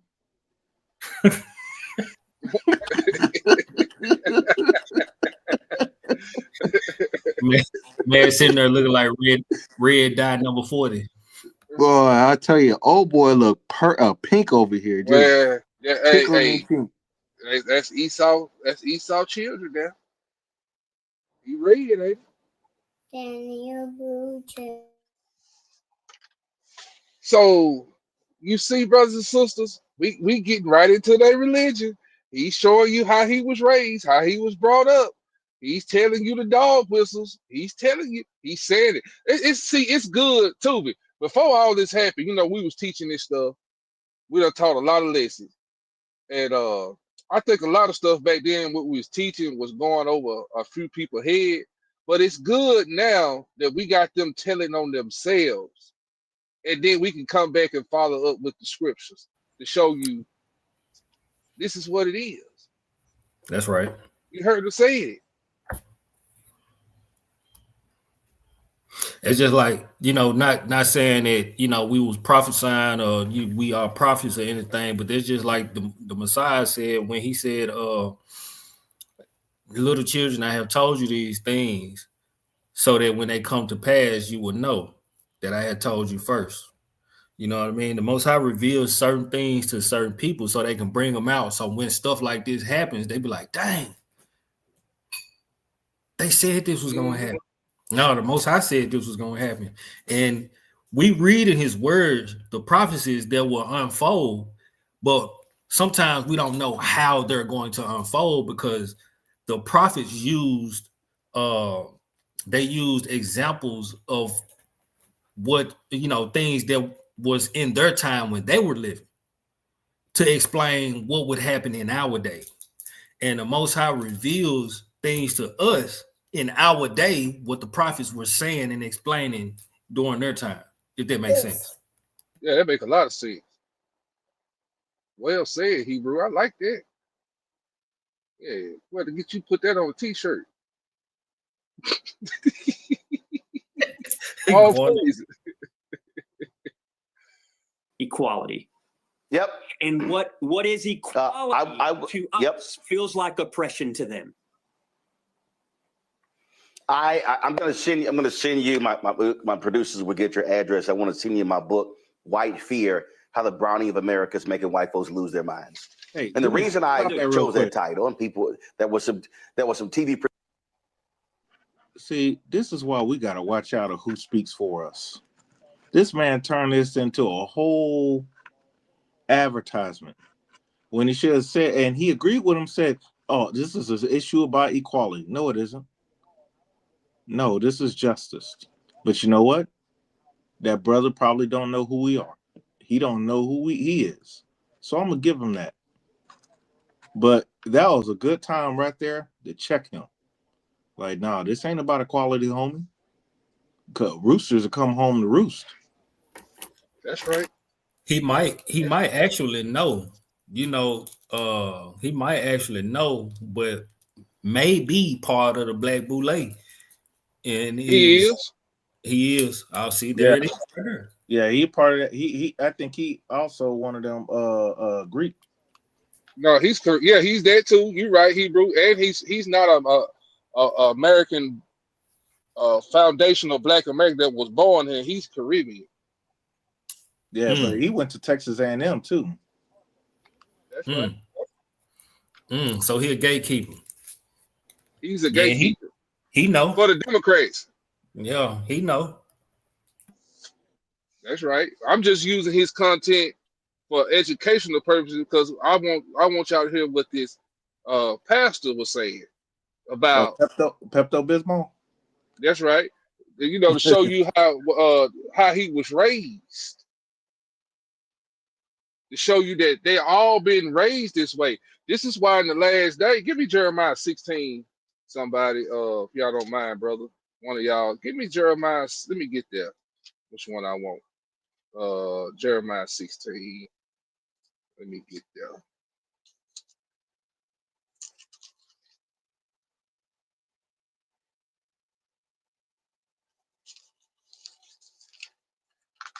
I don't want to rip no pages. Jeremiah 16. I want verse 19. All right. Book of Jeremiah, chapter 16, verse 19. Oh, Yah, my strength and my fortress, and my refuge in the day of affliction. The Gentiles shall come unto thee from the ends of the earth, and shall say, surely our fathers have inherited lies, vanity, and things wherein there is no profit. Thank you, man. So they coming from the ends of the earth, brother, sister. It's gonna be people like him that was raised. He said they was raised to think that way and to live that way. This man. This is why we put that scripture on the screen. This scripture right here. The wicked, Psalms 58:3. The wicked are estranged from the womb; they go astray as soon as they be born, speaking lie. He went astray soon as he was born, speaking lie. He's telling you how they think, how they was taught, and what their religion is. It's based on white supremacist hate, Christianity. This is why they went in there and changed the images to look like them. This is why in the last days that we're living in now, we read this Jeremiah 16:19, they're going to come up to us, say, surely we have inherited lies from our forefathers. They're going to come bending. They're going to be bound down, brothers and sisters. they gonna grab hold of the skirt of a Jew in that day. What are that, Tuvin? Zechariah or Zephaniah? Zechariah 3, what is it? Zechariah 3 or Zechariah 9, where he said they're gonna take hold of him that is a Jew. Things is Zechariah. Hold on. I'm shooting from the hip. Yeah, Zechariah 8. Yeah, pull Zechariah. that for me, Hebrew. All right. Hold on, let me.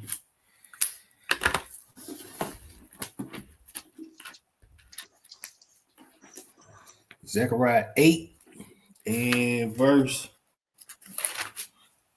23. Matter of fact, I'm gonna pick it up at 22. It says, Yes, sir. Zechariah 8 and 22. Yea, many people and strong nations shall come to seek the Most High of hosts in Jerusalem and to pray before the Most High. Thus says the Master of armies, in those days it shall come to pass that 10 men shall take hold out of all languages of the nations, even shall take hold of the skirt of him that is a Jew, saying, we will go with you, for we have heard that Yah is with you. See, that goes right back to that Jeremiah 16:19. He said, out of all nations, the Gentiles are going to say, truly, we have what? Inherited lives. We're going to go with you because we know that the Most High God is with you, that we may go with you to learn what? His ways. Why they got to learn his ways? Because they've been what? Taught lies, brothers and sisters. That makes sense too. I ain't going off, is it? Nah, you ain't going off. You on point, Hebrew. All right. Yes, sir. Yes, sir. All praises. So let me get back to the video. Let's pick it up at the 19-minute mark. And he's gonna go into some more of his upbringing. I'm started about right here. From the poor? Mm-hmm. I'm just trying to understand. Listen, I was born and raised Catholic. First 25 years of my life was Catholic, so we only saw the missalette every Sunday. But since I was 25, the last 30 plus years, I've actually read the Bible. Jesus talked a whole lot about the poor, helping those in need. And what these folks are saying is, damn them, we gonna ride with the billionaires. Yeah, you could use the word, it is anti-Christ. It is the opposite of what Christ taught. And the reality is, if you think about it, it would be the ultimate deception to have that which is against Christ or anti-Christ to hide itself inside a religion with the name of Christ. And I believe that's what we're seeing right now. The book of Revelation, the actual word behind it is apocalypse. And I know many of us have like a modern understanding of what apocalypse is, but the actual original Greek, it means literally an unveiling. And a part of what the writer behind the book of Revelation is doing, and a lot of people see that book and they're like, man, that guy, he must have been like strung out on mushrooms or something. It's so symbolic and chaotic and looks like he's having hallucinations. But when you get into the book, it's incredibly profound of how John is writing about what's happening in that oppressive first century world with this authoritarian dictator leaders that had been passed down from the Caesars. And what you see is John is encouraging these followers of Jesus because you have religion getting in bed with empire and some being convinced that it may actually be the way, like the way to peace, the way to salvation. They bought into this lie. They bought into a myth of like redemptive violence. And John says, no. What I'm trying to do. What they bought into? A lie. Keep going. Here is I want to expose, I want to pull the curtain back. I want to unveil what's happening because I want you to see behind the scenes of actually what is going on here. And a part of what we're doing as a collective, so I pastor this church. It's called Vinings Lake. It's in Mableton, Georgia, which is like 20 minutes north of downtown Atlanta. It's an amazing group of people, so much diversity. But a part of what we're trying to do is on a local level, we're trying to pull back the curtain every time we gather going, hey, did you guys see that? Did you hear that? And what did you hear? Because here's what I heard. So you can take statements from Charlie Kirk, you can watch his memorial service, and you could look at that, and a lot of evangelicals are like, oh, look at that. What a great man.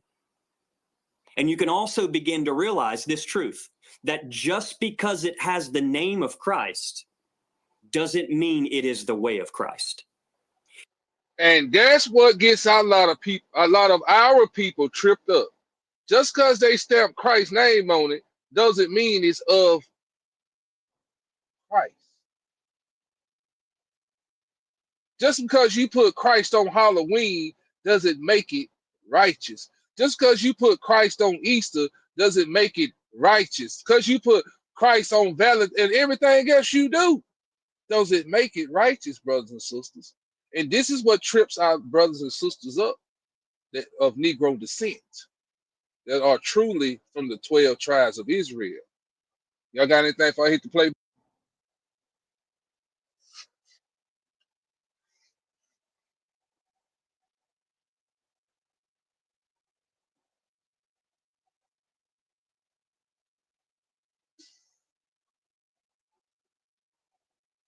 Oh, I'm buffering. And we, as a collective, are going to continue, so long as this administration keeps continuing to insist on using Christ's name, using God's name, which I would argue they're using it in vain. That is the definition of using God's name in vain. As long as they continue to use God's name, we will, as a collective, continue to pull the curtain back and attempt to show our community and our world what this actually is. And what it is a co-opting and a hijacking of a beautiful movement that started years ago by a Nazarene, a brown-skinned Nazarene, not a white, Republican, gun-toting Jesus of the imagination of evangelical. Why you just didn't say black? But hey, most High working on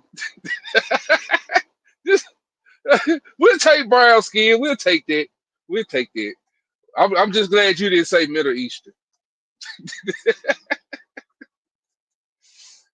But I mean a brown-skinned Jesus, a revolutionary who flipped tables over in the temple and who actually was crucified by a merging of the Roman Empire and the specific areas of Judaism of their day. This Jesus, we're going to continue to try to show the world his way, his movement, and continue to expose. What is his way in his movement? What's Christ's way? I'm not sent but to the lost sheep of the house of Israel. That's one way. Another way Christ taught was keep the Father commandments. Oh, okay. What way are you talking about, Gentile? We want to know. What this administration is doing that Jesus would absolutely push against and never be a symbol for. Before I go to my panel for questions, are you getting pushback? Are there people who known you for years, who went to college with you? There are church members who said, I'm sorry, Pastor, you've gone way too far. I can't listen to any of this, because we saw a whole lot of people posting, oh, if your preacher, if he was not extolling the virtues of Charlie Kirk the Sunday after he was shot and killed, then you should leave that church. Yes. The dog whistles for the far right have been heard. They hear it, they know it, and they're coming after lots of folks because I've had conversations. But I will tell you, people like me at my social intersection, I think they despise just about more than anyone because I can expose exactly what they're doing, because I grew up underneath them. So I know the language and I know what's happening. Now, our church has a whole history. I mean, back 7-8 years ago, when the first administration came in, I began to speak on 2 subjects that killed our church. And when I say killed it, at one point we had 700 people we got down to 12. So my biggest fear as a pastor came true. And the two subjects that Wow. All right, let me get to the good part. Now listen to this, brothers and sisters. I'm gonna start it right here, and this is gonna be our last part here. And I'm gonna get to a few scripts.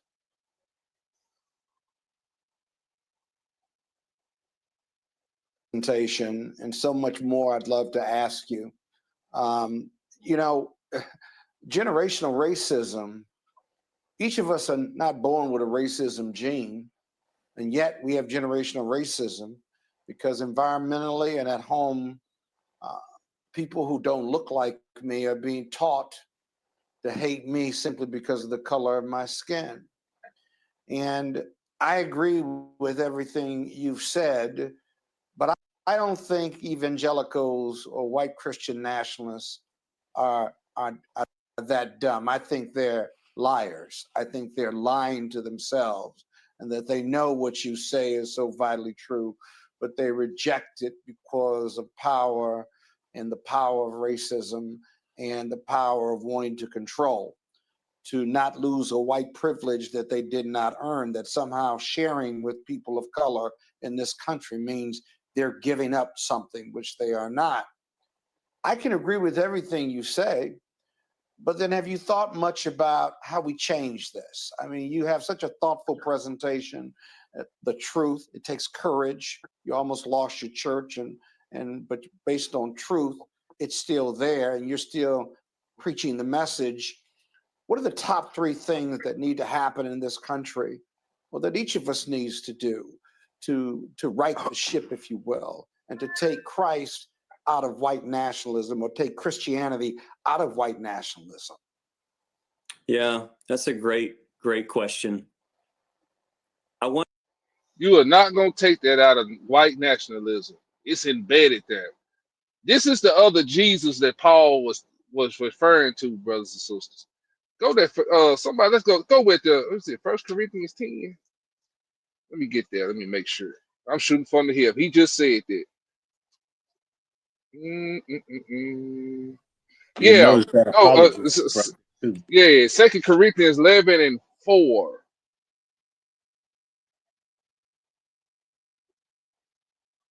And I read it. It says, I'm gonna start at verse. I just started verse 4. And it reads, for if he that cometh preacheth another Jesus, whom we have not preached, or if you receive another spirit, which ye have not received, or another gospel, white Christian nationalists is another gospel. This is what they believe. It's another gospel. It's another Jesus as well, which ye have not accepted, you might well bear with him. We got to understand there's a lot of Jesuses being preached out there.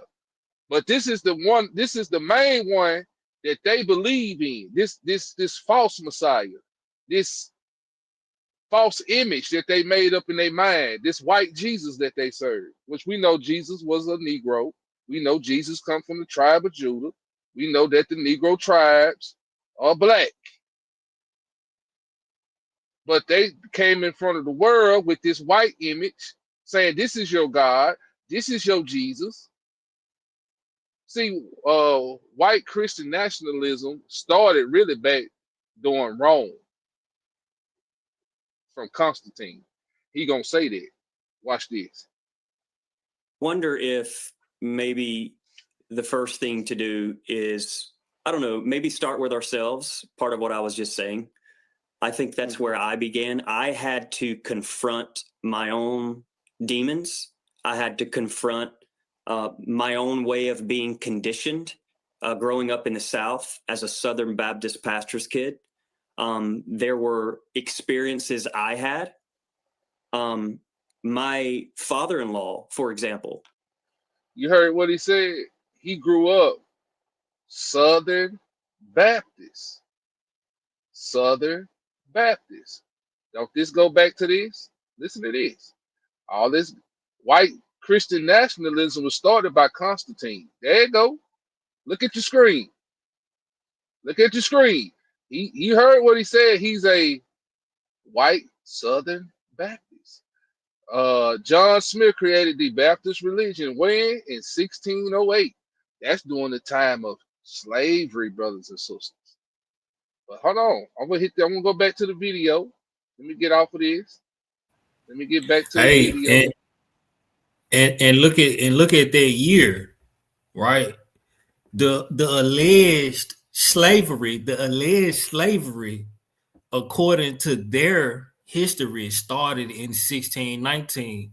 But let me tell you something. I'm actually going back to school and I'm studying one of my classes is African American history before 1877, and slavery was around way in America way before 1619. They started Uh-oh. they started transporting our people over here in the 1500s. 1500s. If you actually look at it, that was actually at the end of the around the end of the last crusade. Yep. Yep. That crusade was trying to get all they because remember it was the first pope that commissioned that. A lot of people forget that was the pope that commissioned our slavery. Mm-hmm. Yeah, the papal bull. The That's what papal it bull. called. Yep. Mm-hmm. That's where it started. That's where your white Christian nationalism started. From the Pope. Well, actually from Constantine, then to the Pope. Let me hit this play button. My father-in-law was fired from a church in Alabama in 1999 for baptizing a black individual. His father-in-law was banished from the church in 1999 for baptizing a black person. That wasn't that long ago. 99. Yeah. Wow. Baptizing a black individual. So these are experiences I've had. And this is no joke. When my wife and I met, one of the first stories we connected on with this, because my father, Southern Baptist pastor, had a very similar experience, though didn't get fired, but took a lot of heat for baptizing a person of color in a little town called Blakely, Georgia at the time at a church.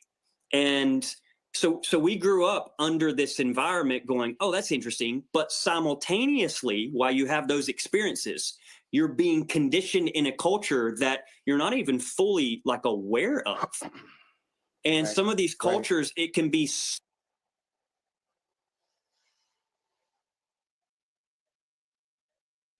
Somebody say something? So, brothers and sisters, did y'all hear him say he was being raised and groomed into that culture? Y'all heard what he said. If he was raised like that, all of them was raised like that, brothers and sisters. You don't know what's going on in them churches. He's telling you what goes on behind closed doors. They've been raised this way. This is why in the last days they gonna come to us like Jeremiah 16:19. They gonna say, man, we inherited lies from our forefathers. We inherit these lies. But let me hit this play button. Subtle slights, right? Like, be careful around that neighborhood. Do you hear that? Do you know what I mean? Like those are things that you're picking up along the way. And then what happened for me is when I grew up and got a little bit older, I realized, oh my goodness, I have more in me than I ever thought I did, and I have to unlearn. Or as some of the great writers of our time have already said. I mean, we brought in. What he's saying is he has more racism in him that he's have to go and unlearn the racist rhetoric, the racist thoughts that was embedded in him as a child. He said he's got to go back to unlearn that because he didn't know how much of that he had in him. See, the wicked are estranged from the womb, soon as they be born, speaking lies, brother and sister. It's embedded in them. at our church, Austin Channing Brown. I don't know if you know her. She has a fantastic book called I'm Still Here. I don't know of anyone that says it much better than her work. And she came in and shook the foundations of our church. And a lot of people did get upset. They couldn't handle it. Call it white fragility. Call it what you want. But they couldn't handle it. But I think a part of what we do is we start here. Me as a white male, cisgender, heterosexual like me, I start right here. I do my internal work. And then I think second, what we've been talking about, I think there has to be an exposing going on. I don't know about you all, but I am so tired of playing these religious games. Like getting up, having a show, singing our songs, and then walking out the door and being more racist than anyone you could ever imagine, and then convincing ourselves or trying to pretend that we aren't racist, when, to your credit, what you just said, I agree with you. I think most do know. And if I'm honest with you, I wish I could tell you that wasn't true, because it does break my heart. It breaks my heart because I'll tell you why. Because it's people that raised me. And it's hard to see it, because what it does is it begins to open even your own understandings. And this is why you hear right now in the ex-evangelical movement people talking about deconstruction. And a part of the reason that word is so critical is because the moment you start seeing, as the former person said, that merging that has been around forever of white supremacy and Christianity, the moment you begin to study that history, all of a sudden the foundations that you were raised on begin to crumble. And so then you have to let it just go, like crumble all the way down to the last bolt. And this is what happened to my own faith. And then what begins to happen is you're just standing there going, where do I go from here? And you start attempting some sense of reconstruction. But hopefully in that reconstruction, you have expanded the voices and the friendships and the relationships around you, to where you have people from all walks of life, indigenous culture, Black culture, Latino culture, speaking in their perspectives in life. And it helps help you reorganize, reframe, reshape, and begin to reconstruct maybe what Jesus actually intended the entire time he was here. And so I would say those are a couple of things. Let's start with ourselves. Let's move and begin to expose what we're seeing here. And then lastly, I would just say, I do still believe at the local level, change makes a difference. So he said expose. Boy, you think you read now. Wait till you know what? You know who we are. Matter of fact, let me just say that. You know. Stop playing. You know, you heathen. You know who we are. You know what? He sound like. Go ahead, Hebrew. He sound like one Sunday after preaching his rhetoric, he actually stopped and mistakenly went into a soul food restaurant and found Christ. Had some of them greens and black eyed peas or whatever, and just said, "Oh my God, I never had this before in my life." Yeah. So, brothers and sisters, we've been up here exposing how they was raised. We showed you what what the white supremacist Christian nationalists are doing behind the scenes. You know what to look for. You know to keep your head on the swivel. And just because they stamp Jesus on it, don't mean it's of the Most High.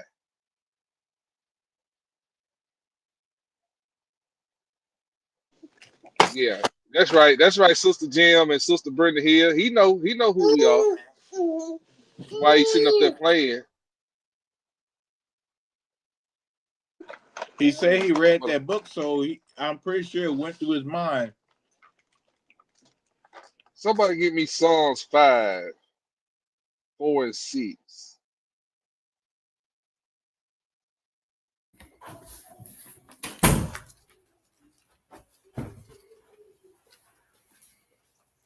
Psalms chapter 5. Yeah. Hold on, give me a second, brother Mikael. My page is delicate too. Yes, sir. Yes, sir, Hebrew. I understand. You said 5 and 6? Yes, sir. Psalms 5, 4, and 6, 4 through 6. 4 through 6. All right. Verse 4. For thou art not a Elohim that hath pleasure in wickedness, neither shall evil dwell with thee. The foolish shall not stand in thy sight. Thou hatest all workers of iniquity. The Most High hate all workers of iniquity. Go ahead, Hebrew. Thou shalt destroy them that speak leasing. The Most High will abhor the bloody and deceitful man. Who is this bloody and deceitful man running throughout the earth pretending he know Christ, but yet at the same time shedding the innocent blood of the Negro man and woman and child worldwide? Who is this deceitful bloody man? Hey, Hebrew, give me Psalms 11, 4 through 7. All right, let me grab a precept. All right, go ahead.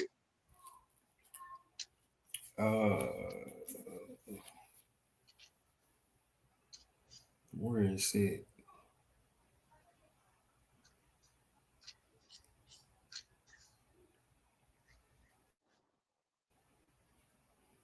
Is this Psalm 55? Psalm 55. Psalm 55. Where it is.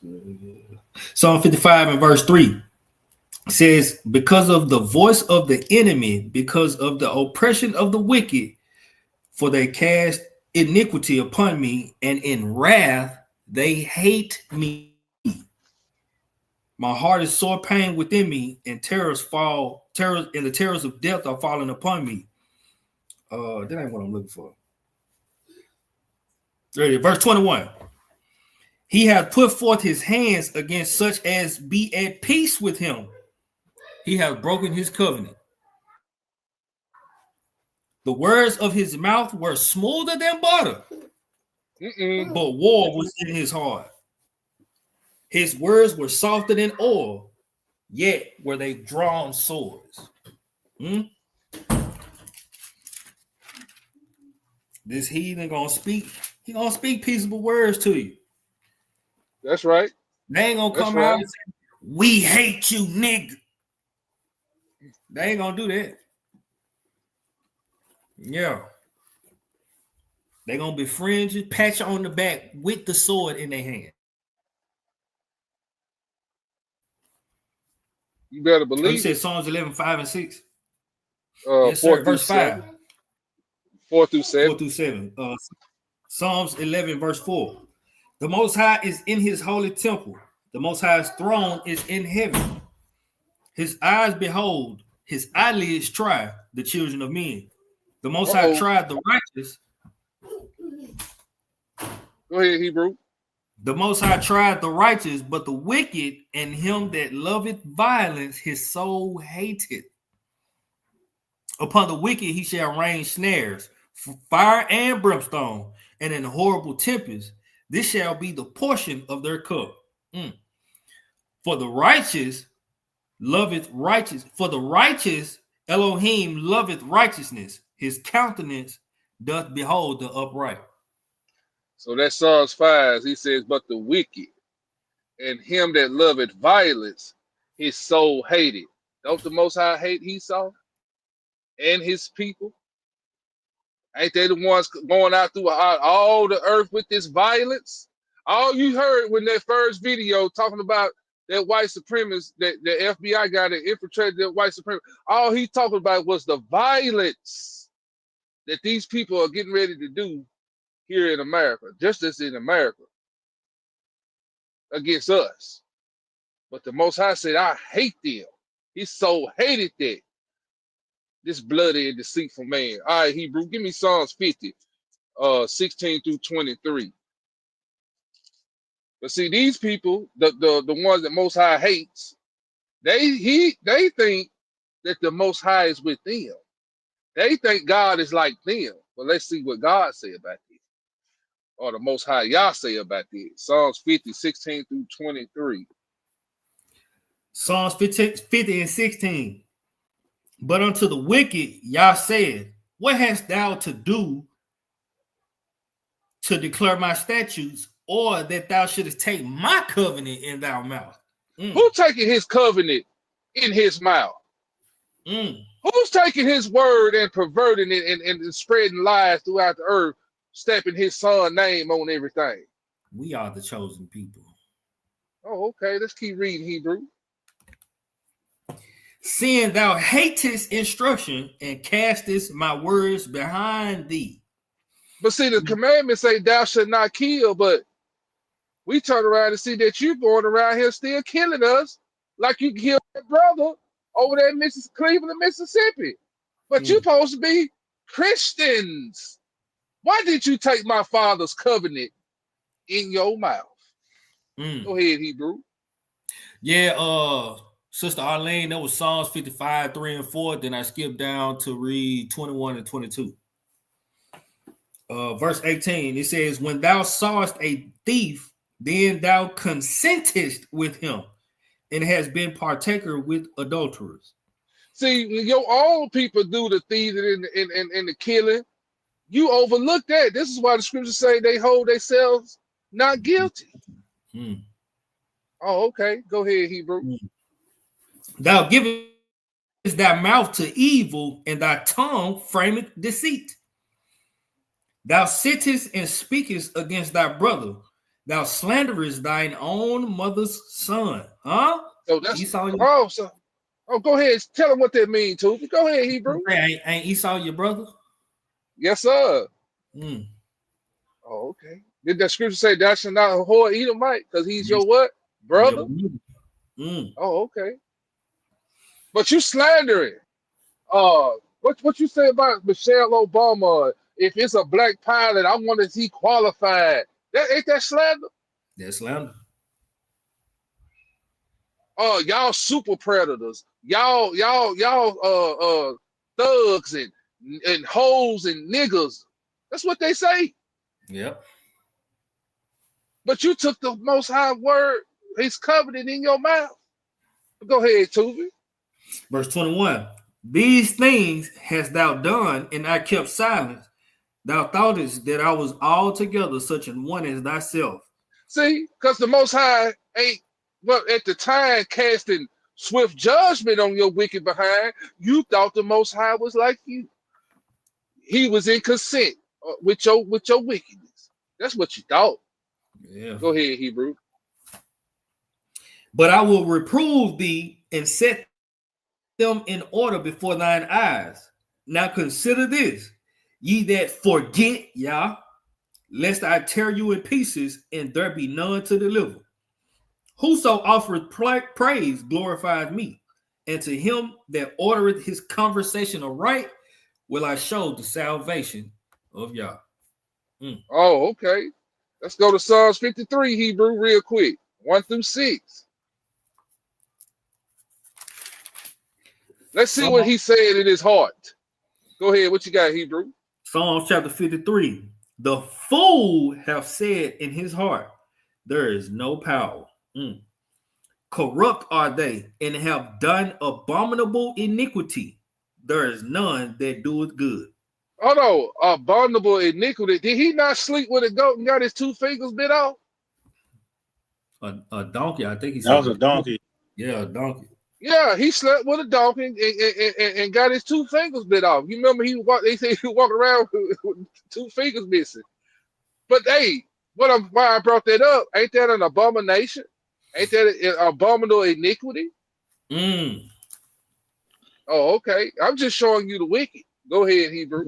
We in Sister Psalms 91. We in Psalms chapter 53 in its entirety. Hey, Ak, and also Eliyahu look like he on the stage. Oh, he is? I think so. That's what I just saw. I don't see it.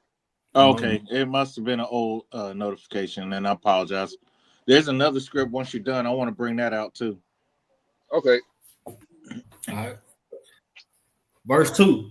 Yah looked down from heaven upon the children of men to see if there were any that did understand, that did seek Yah. Every one of them is gone back, and they are all together become filthy. There is none that doeth good. No, not one. So there's none that doing good. So why are you in their face trying to save them? There's none. Oh, the scripture's speaking tonight. Okay, go ahead, Tuba. Verse 4. Have the workers of iniquity no knowledge, who eat up my people as they eat bread? They have not called upon Yah. There were they in great fear where no fear was. For Yah have scattered the bones of him that encampeth against thee. Thou hast put them to shame because Yah hath despised them. Oh, that the salvation of Israel were come out of Zion. When Yah bringeth back the captivity of his people, Jacob shall rejoice, and Israel shall be glad. Look, go open. So, brothers and sisters, you see, the workers of iniquity have no knowledge of the Most High. The Most High gonna bring back Jacob from captivity.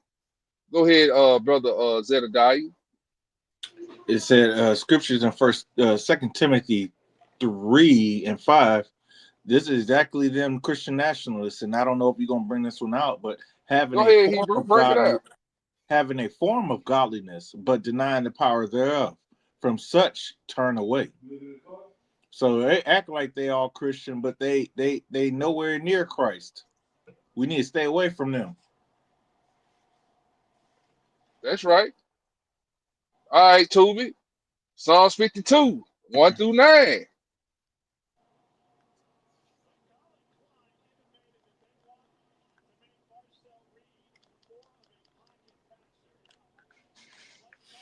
You need me to pull it up? Yeah, you can. Which one is it? Psalms 52, 1-9. 52, 1-9. Hey, when you read that verse 1, stop at mighty man. At that question. Khan. Why boastest thou self in mischief, O mighty man? Why are you boasting, Charlie Kirk? You were boasting. Let's keep reading, Hebrew. The goodness of God endureth continually. Thy tongue deviseth mischiefs like a sharp razor working deceitfully. Wasn't that what he was doing? Mm-hmm. Oh, okay. Go ahead. Thou lovest evil more than good, and lying rather than to speak righteousness, Salah. Thou lovest all devouring words, O thou deceitful tongue. Don't Trump use the devouring words? Mm-hmm. Oh, this isn't coming out of the mouth of the wicked, brothers and sisters. Go ahead, Hebrew. God shall likewise destroy thee forever. He shall take thee away. Go ahead. And pluck thee out of thy dwelling place, and root thee out of the land of the living, Selah. Oh, is Charlie Kirk in the land of the living? Nope. He been rooted out. Okay, let's keep going, Hebrew. The righteous shall also see and fear, and shall laugh at him. What we laughing? Not we, but what some people laughing? Cause I don't laugh at nobody getting killed, but there was some people laughing, right? Go ahead. Lo, is this the man that made not God his strength, but trusted in the abundance of his riches, and strengthened himself in his wickedness? Oh, hey, that's all they boast. They say these what the Gentiles do, like it said in Romans 11. Their salvation salvation has came into the Gentiles by what? By the riches of the world. Go ahead, Hebrew. But I am like a green olive tree in the house of God. I trust in the mercy of God forever and ever. I will praise thee forever because thou hast done it, and I will wait on thy name, for it is good before thy saints. Oh, okay. All praises. So you took the Most High's covenant in y'all's mouth, running around here pretending. Go to Joel 3:2, Hebrew.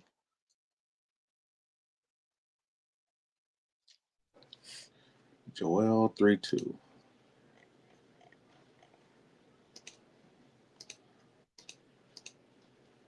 Yeah, we're just gonna read that one verse.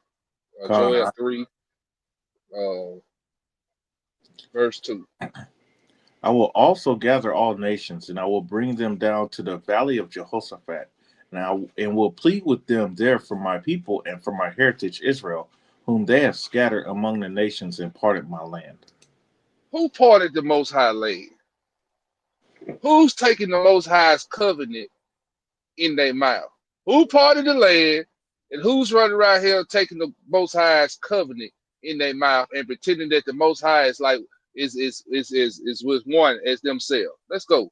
Let's go to Ezekiel 35, 5 through 9, Hebrew. We got two more, y'all, and I'll let y'all go.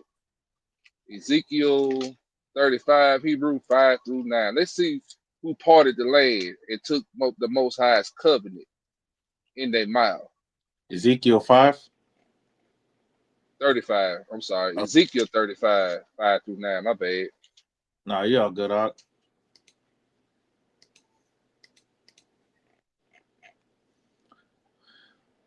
Ezekiel chapter 35, verse 5. Because thou hast a perpetual hatred, and hast shed the blood of the children of Israel by the force of the sword in the time of their calamity, in the time that their iniquity had an end. Therefore, So stop right there.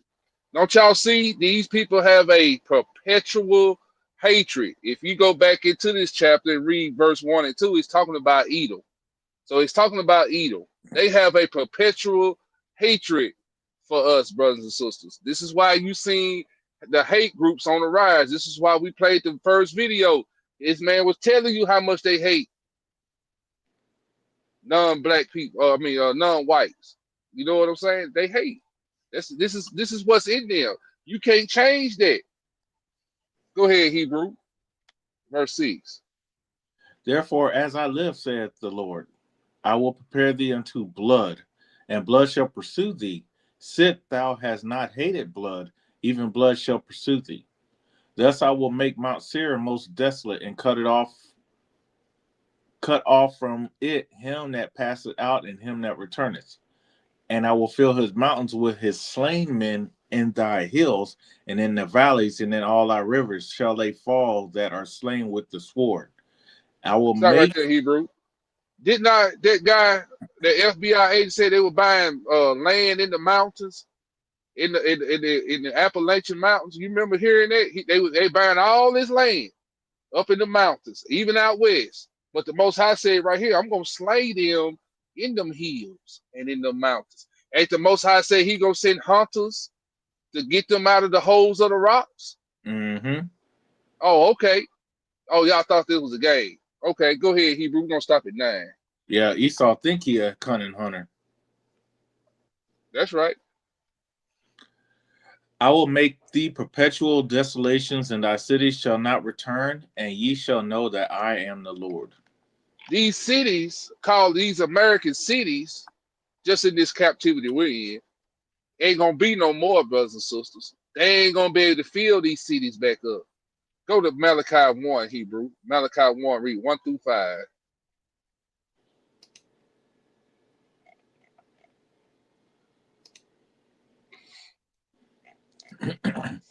The burden of the word of the Lord to Israel by Malachi.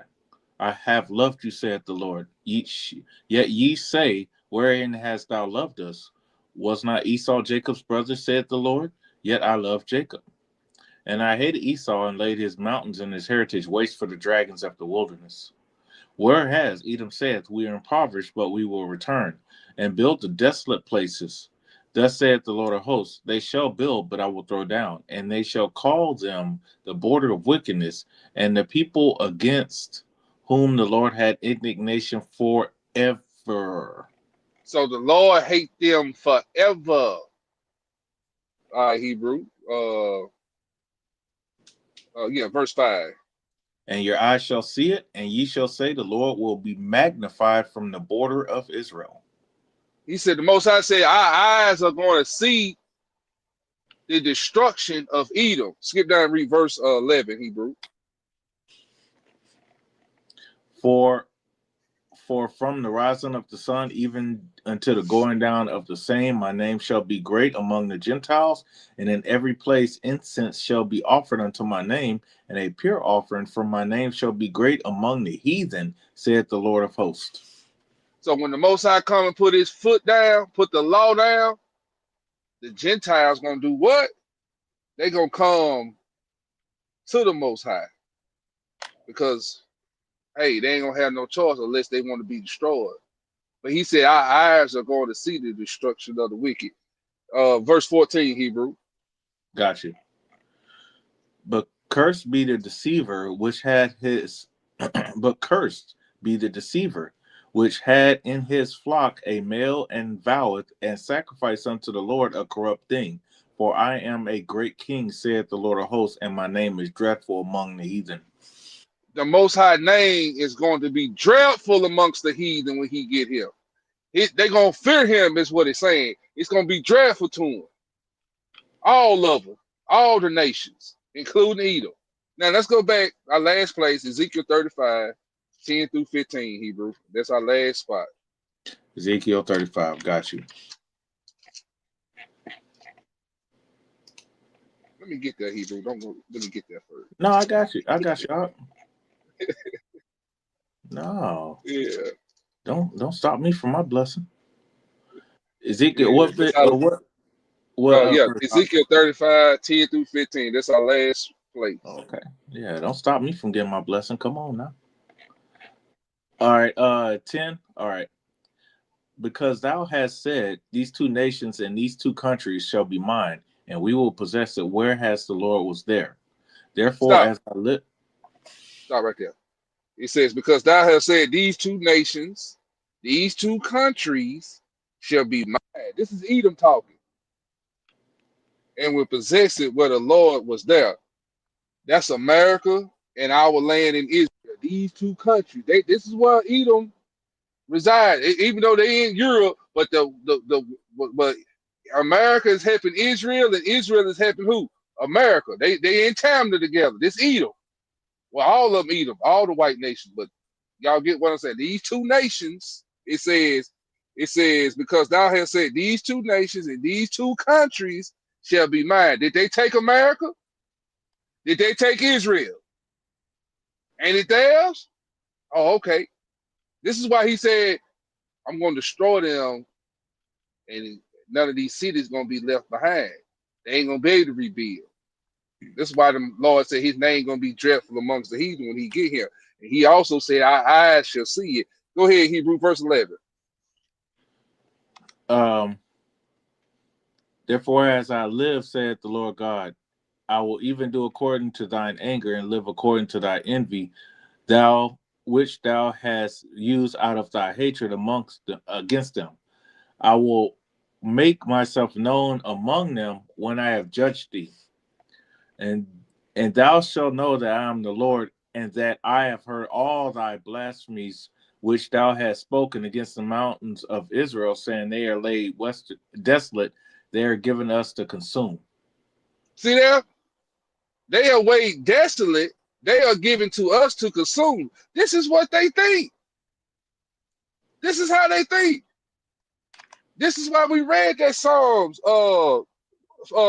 Psalms 50, 16 through 23, where they said, the Most High said, you take my covenant in your mouth, and you thought me and you was all together as one. Now, and that's why they bold like that. This is how deceived they are. That's why Isaiah 66:4, he said, I will choose your delusion. He had gave these folks a strong delusion because they think the Lord is as one as them. This is why they think they can just come in and just hang us and just say it was a suicide. They consuming us. They lay way this, they are given to us. This is what they say. They are given to us to consume. Now, nobody care about the Negro man, woman, and child. They our possession. They our slaves. Go ahead, Hebrew, verse 13. Thus with your mouth ye have boasted against me, and have multiplied your words against me. I have heard them. So the Lord had heard everything that they have done, and the Lord have heard everything they have planned for us. Go ahead, Hebrew. Thus said the Lord God, when the whole earth rejoices, I will make thee desolate. As thou didst rejoice at the inheritance of the house of Israel, because it was desolate, so will I do unto thee. Thou shalt be desolate, O Mount Seir, and all Idumea, even all of it, and they shall know that I am the Lord. See, he said, thus said the Lord Yah, when the whole earth rejoice, I will make thee desolate. The whole earth gonna break out in joy when these people get destroyed. Because everybody know who's the mischief maker in the earth today. This is why Job 9:24 say the earth is given over to the hand of the weak. Everybody can't wait till this joker be destroyed, brothers and sisters. And then in verse 15, he says, as thou didst rejoice at the inheritance of the house of Israel. See, they went in there in 1948, or was it 49? Well, both years, 48, whatever. They done went in there and just took the land. Took it for their inheritance. Took our inheritance for their possession, is what I'm saying. And it says, as thou didst rejoice at the inheritance of the house of Israel, because it was desolate. It was desolate. Why? Because we was already scattered. We was already via what? Done went slave trade, done scattered, done went out into Africa. We done dispersed. Yeah. And it says, They go ahead, actually, Hebrew. It was actually desolate because their forefathers destroyed us in 70 AD. That's right. So So yeah, he said, forefathers made it an inheritance for them by doing wickedly, even though they're doing what they're carrying out the judgment that we deserve because we were following after false gods, but still. It says, as thou didst rejoice at the inheritance of the house of Israel because it was desolate, so will I do unto thee. Thou shalt be desolate, O Mount Seir, and all Idumea. So that goes back to that Malachi 1-4. He said, I have indignation against, he said, I hate Esau, and I have an indignation against all his people that come from his loin. The Lord said, I hate them. Right. Well, I think too, didn't it say somewhere in the scriptures? I can't remember exactly where, but it said they exceeded They forward the affliction. That's Zechariah 1:15. Right. Which basically is saying y'all have been fine if y'all just did what y'all needed to do, but y'all made it worse. Yeah, let me read it to him. I think it's Zechariah 1:5. No, 15. 15? Yeah, 15. Yeah, it's 15. It says, and I'm very sore displeased. This is Zechariah chapter 1 in verse 15. It says, and I am very sore displeased with the heathen that are at ease. For I was but a little displeased, but they held forward the affliction. They went too far. Praise y'all. But that's the end of the class, brothers and sisters. Man, I hope y'all enjoyed it. Hey, man, I'm going to let these brothers have their last words, and I'll come back with mine. Y'all go ahead. Man, it was a blessing to put in double duty work with y'all. May it count to the blessing of the Most High, cause an increase on everybody. And just let us be girded in our loins for these scriptures, because one thing about it, we're gonna have to call on the name of Yahweh Bashem Yahushua, man. That's the only way we're gonna be able to get out of this. We can have all the guns we want, but when we can call upon angels to come and fight for us, we ain't gotta do nothing. So we just gotta be in right standing with the Most High, so He hear us. That's one thing we need to make sure and get that understanding, is that the Most High hears us. And if not, man, we better start seeking Him while He may be found. So, yeah, I just wanted to tell you thank you again for having me on. Man, anytime, brother. You welcome anytime, Hebrew. Don't be scared. You pop in that chat, I'm going to shoot you that link now. Yes, sir. Yes, sir. All praises. Too big. On you now, Hebrew. Hallelujah, hallelujah. Hard to come behind that, but you know what I'm saying, always glad to put in that work with you brothers, especially my brother Mikael. You know, very, very, very powerful and insightful lesson, Hebrew. Man, all praise to the Most High. These things are very imperative for our people to know, so we can be aware of our surroundings and the people that we are around. Because though they may smile in your face, everybody ain't for us that's around us, right? So, you know, things like this help put in our minds that we need to keep one eye open and fixed on everybody at all times, because you never know. You never know. And like the brother said, the weapons of our warfare are not carnal. So as long as we lean on the Most High, He gonna put that discernment in us to know and move how we supposed to. With that, I yield.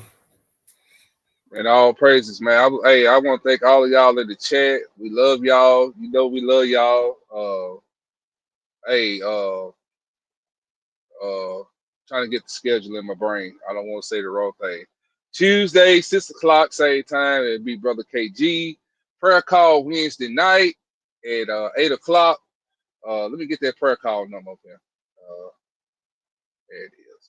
You hit that number, and then it asks for that code, and then it'll let you right into the room. It's at 8 o'clock. Sister Brenda Hill. We're gonna get you in that room one way or the other, sister. So Tuesday night, 6 o'clock, is Brother KG Back to the Basic Tuesday. And then we have prayer call Wednesday night at 8 o'clock. Then it's Thursday with Brother Stephen at 6 o'clock. Then we have Friday Shabbat class. Shabbat class at that night on Friday night at 7 o'clock too. Yeah, they start at 7 o'clock. 7 o'clock. Is it 7 too?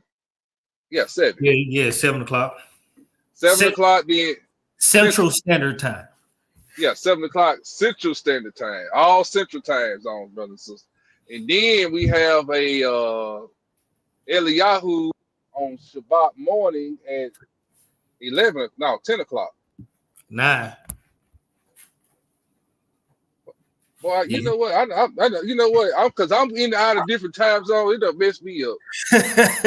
It's Eliyahu go live at 9, and then the elders, they come on at no, you right. I'm in the wrong time zone. It is 11. No, he go live. What? It is 11. We got bro on the thing. He ain't said nothing. It's 11. It's 11 y'all time, 9 o'clock my time. Right. 11 o'clock is Eliyahu class on Shabbat day, and then at 1 o'clock p.m. is the Order Melchizedek Memphis at 1 o'clock, and then it's Sunday or maybe Saturday night with Mikael. Just don't know how my schedule is. All praises to the Most High. That was funny. Oh man, they got my times mixed up, family. Yes, sir.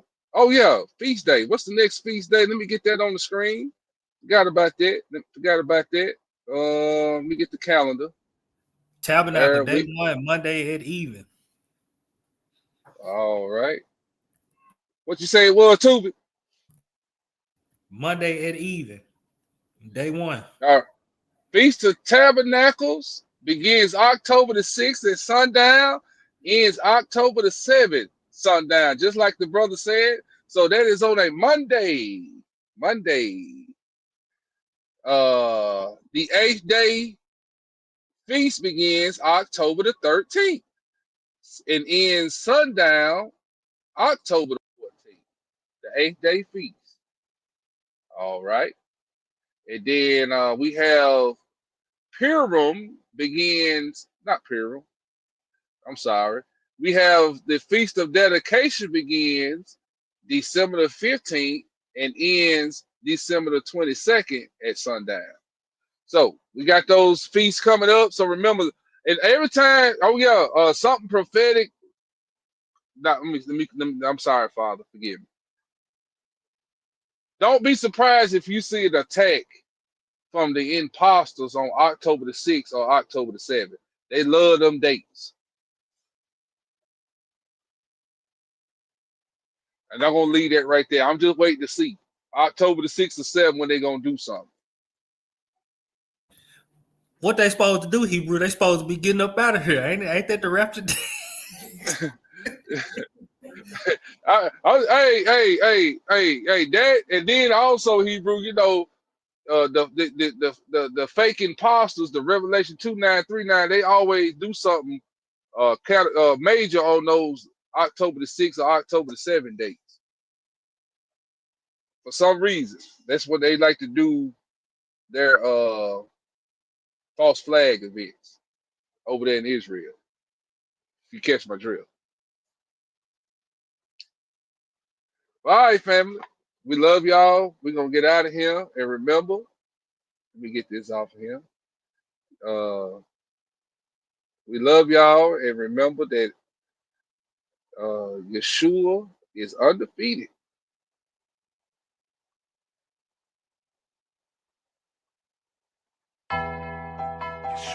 All praises to our Elohim, the God of our fathers, Abraham, Isaac, and Jacob. I praise him for his son Yeshua, the Savior of the house of Israel. 10,000 and over. I know he has never lost to anyone or anything. Yeshua's undefeated. They beat him on the road to Gethsemane. He was our savior, but they treated him like an enemy. Cash locked for his garments, couldn't break his extremities. As it was written in the Psalms and the prophecies. Yeah, they dragged him through the city, gave him a thorn for crime. Mocked him and laughed at him, tried breaking him down, but he pushed him in pain. He didn't make a mumbling sound. Some whipped him so bad his blood saturated the ground. Then he was nailed to a tree, they stretched out both of his hands. His side was open, that's where the soldier weapon was rammed. At any time he could have called down a legion to kill him. Just to hop up out the chariots and murder them niggas. Darkness filled the skies, then the earth shook in its pain. The temple veil was torn, it was ripped into twain. Roman soldiers were trembling, gripping their weapons in shame. Still nobody understood the power contained in his name. He said it was finished, took his last breath, gave up the ghost and proceeded to go down in death. Even the tomb knew Yahweh wasn't done yet. He knew his purpose and he played it like a clarinet. U-N-D-E-F-E-A-T-E-D.